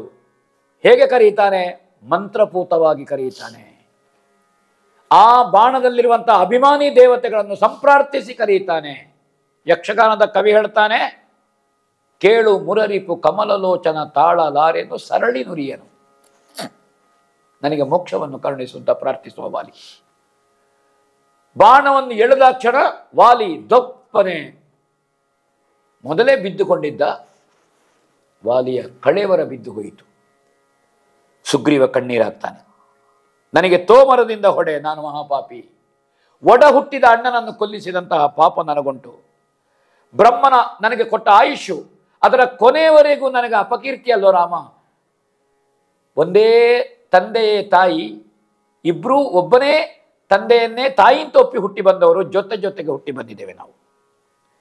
ಹಾಗಾದ್ರೆ ವೈರಾಗ್ಯ ಬಂದು ಹೋಯಿತು. ಹೆಂಡತಿ ಸ್ನೇಹಿತರು ಯಾರನ್ನು ಸಂಪಾದಿಸಬಹುದು? ಸ್ನೇಹಿತರಾಗುವುದು ಹೃದಯ ಶ್ರೀಮಂತಿಕೆಯಿಂದ, ಸಹೋದರರಾಗುವುದು ಆಕಸ್ಮಿಕ ಅಂತ ಒಂದು ಮಾತಿದೆ. ಆಕಸ್ಮಿಕ ಅಲ್ವೇ ಸಹೋದರಿಯ? ಬಂಧುತ್ವ, ಸ್ನೇಹ ಇದೆಲ್ಲ ಮಾಡಿಕೊಳ್ಬಹುದು ನಾವು ಹೃದಯ ಶ್ರೀಮಂತಿಕೆ ಇದ್ರೆ. ಸಹೋದರಿಯ ಅದಕ್ಕೊಂದು ಮಾತುಂಟು, ತಂದೆ ತಾಯಿಯರಿಗೆ ಯೌವನ ಇದ್ರೆ ತಮ್ಮನನ್ನು ಪಡಿಬಹುದು, ಅಣ್ಣನನ್ನು ಪಡೀಲಿಕ್ಕೆ ಆಗುವುದಿಲ್ಲ ಅಂತ. ಒಬ್ಬ ಸಹೋದರ ಜ್ಯೇಷ್ಠನನ್ನು ಪಡೆಯುವುದಕ್ಕೆ ಅವಕಾಶ ಉಂಟಾ ಹೇಳು? ಅವನಿಗೆ ದುಃಖ ಯಾಕಂದ್ರೆ ರಾವಣ ವಧೆ ಬಳಿಕ ರಾಮನೇ ಹೇಳ್ತಾನೆ ವಿಭೀಷಣನಂತ, ಮರಣಾಂತಾನಿ ವೈರಾಣಿ. ವೈರ ಮರಣದಲ್ಲಿ ಪರ್ಯಾವಸಾನಗೊಳ್ಳುತ್ತದೆ ಅಂತ. ಕುಲನಾಶಕ, ಕೋಪಿಷ್ಟ, ಕಷ್ಟಕಾರ್ಯ ನೆನೆಯುವವ, ಪಾಪಕರ್ಮಿ, ಮಾದಕ ವಸ್ತು ಸೇವಿಸುವ, ಮದೋನ್ಮತ್ತ, ಇವರುಗಳನ್ನು ಭೂಮಿ ಹೊರುವುದಿಲ್ಲ. ಭೂಮಿಯ ಮೇಲಿನ ಭಾರವನ್ನು ಇಳಿಸುವ ಶ್ರೇಷ್ಠ ಕಾರ್ಯ ನಿನ್ನದ್ದು ರಾಮ. ಯಾಕೆ ನನಗೆ ಇಂತಹ ಸ್ಥಿತಿ ಬಂತು ಹೇಳು? ನನಗೆ ವೈರಾಗ್ಯ ಬಂದು ಹೋಯ್ತು ಹೇಳ್ತಾನೆ, ನನಗೆ ಯಾವುದು ಬೇಡ ಅಂತ. ಸುಗ್ರೀವನಲ್ಲಿ ಪ್ರಜ್ಞೆ, ಧಾರ್ಮಿಕ ಪ್ರಜ್ಞೆಯನ್ನು ಎತ್ತರಿಸುವ ರಾಮನನ್ನು ಕೇಳೋಣ ನಾವು. ಮರುಳಲ ಸುಗ್ರೀವ ಪೂರ್ವದ ಚರಿತ ದುಷ್ಕೃತ ಸುಕೃತವಿವು ಜೀವರಿಗೆ ಜಂಜಡವಾಗಿಗವು. ನೀನಳಲ ಏಕಿದಕ್ಕೆ, ನೀನಳಲೇಕಿದಕ್ಕೆ,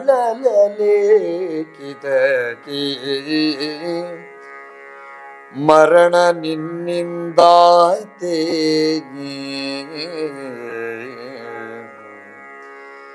ಮರಣ ನಿಲ್ದಾಯ್ತೆ ನಾವು ಸಂಹರಿಸಿದವರೇ. ಸಾಕು ಶೋಕದ ಸುರುಳಿಯನು ಸುತ್ತದಿಸು, ಸಮ್ಯಜ್ಞಾನಿಯಾಗು, ಸುಸಮ್ಯಜ್ಞಾನಿಯಾಗೆಂದ ಮರುಳಲ ಸುಗ್ರೀವ ಮರುಳೇ.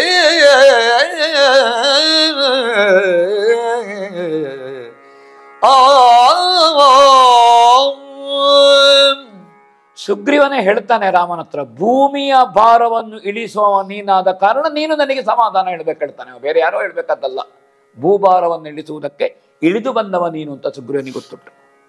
ನಿನಗೆ ಭ್ರಾಂತು, ಹಿಂದಿನ ಜನ್ಮದ ದುಷ್ಕರ್ಮ ಮತ್ತು ಸತ್ಕರ್ಮ ಇದು ಜೀವಿಯನ್ನು ಹೊಂದಿಕೊಂಡು ಬರ್ತದೆ ಅಂತ ಹೇಳ್ತಾನೆ.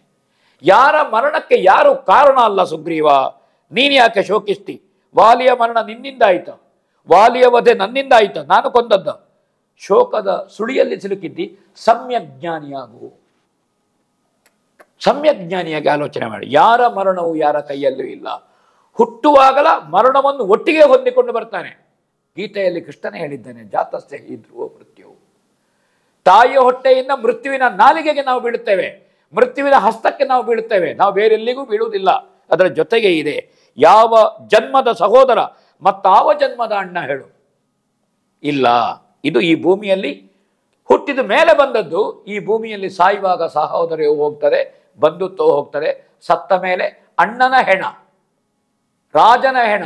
ಹೆಣ ರಾಜ ಅಂತ ಹೇಳುವುದಿಲ್ಲ, ಹೆಣ ಅಣ್ಣ ಅಂತ ಹೇಳುವುದಿಲ್ಲ. ಹೊಟ್ಟೆಯಲ್ಲಿರುವಾಗಲೂ ಸಂಬಂಧ ಇಲ್ಲ, ಈ ಭೂಮಿಯಲ್ಲಿ ನಿರ್ಗಮಿಸಿದ ಮೇಲೂ ಸಂಬಂಧ ಇಲ್ಲ. ಜನನ ಮರಣಗಳ ಮಧ್ಯೆ ಸಂಬಂಧ ಕೂಡಿ ಬರ್ತದೆ. ಅದರ ಮೊದಲು ಯಾವ ಬಂಧುತ್ವವೂ ಇಲ್ಲ ಅಂತ ಹೇಳ್ತಾನೆ. ಮುಂದಿನ ಜನ್ಮದಲ್ಲಿ ಏನಾಗುವಿರಿ ಗೊತ್ತುಂಟ, ಹಿಂದಿನ ಜನ್ಮದಲ್ಲಿ ಏನಾಗಿದ್ದೀರಿ ಅಂತ ಗೊತ್ತುಂಟ. ಹಿಂದಿನ ಜನ್ಮದ ಅರಿವೂ ಇಲ್ಲ, ಮುಂದಿನ ಜನ್ಮದ ಪ್ರಜ್ಞೆಯೂ ಇಲ್ಲ.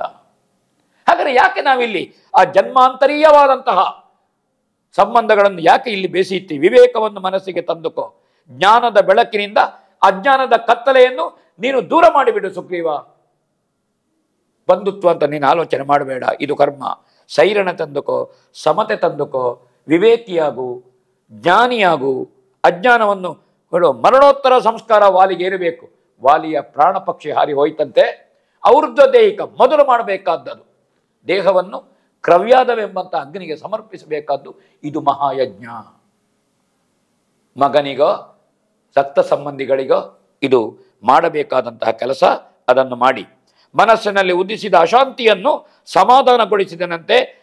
ವಾಲಿಯ ಪ್ರಾಣಪಕ್ಷಿ ದೇಹವನ್ನು ಬಿಟ್ಟು ಹೋಯಿತಂತೆ. ದೇವತೆಗಳು ಬೇರಿಯನ್ನು ಹೊಡೆದ್ರಂತೆ ನೋಡಿ. ಹಾಗಾದ್ರೆ ಒಬ್ಬ ದುಷ್ಟನಿಗೆ ಮೋಕ್ಷ ಆಯಿತು. ಕಲ್ಪವೃಕ್ಷದ ಹೂ ಐನ ಮಳೆ ಸುರಿಯಿತಂತೆ. ಆದರೆ ಇಂದ್ರನಿಗೆ ತನ್ನ ಮಗ ಎಂಬ ಭಾವದಿಂದ ಕಣ್ಣೀರು 2 ಹನಿ ಹರಿಯಿತು ಅಂತ ತೊರವೆ ಹೇಳ್ತಾನೆ. ವಾಲಿವಧೆಯಿಂದ ವಾಲಿಗೆ ಮೋಕ್ಷವೂ ಹೌದು, ಲೋಕ ಕಲ್ಯಾಣವೂ ಹೌದು. ಒಂದು ಮಹಾ ಕಿಷ್ಕಿಂಧೆಯ ಶಕ್ತಿ ರಾವಣಾದಿಗಳ ವಧೆಗೆ ಸಂಚಯಗೊಂಡ ಹಾಗಾಯಿತು. ಈ ಸಂಚಿಕೆಗೆ ಮಂಗಲ ಹೇಳೋಣ. ರಾಮಾಯ ರಾಮಭದ್ರಾಯ ರಾಮಚಂದ್ರಾಯ ವೇದಸೇ ರಘುನಾಥಾಯ ನಾಥಾಯ ಸೀತಾಯ ಪತಯೇ ನಮಃ. ರಾಮಾಯ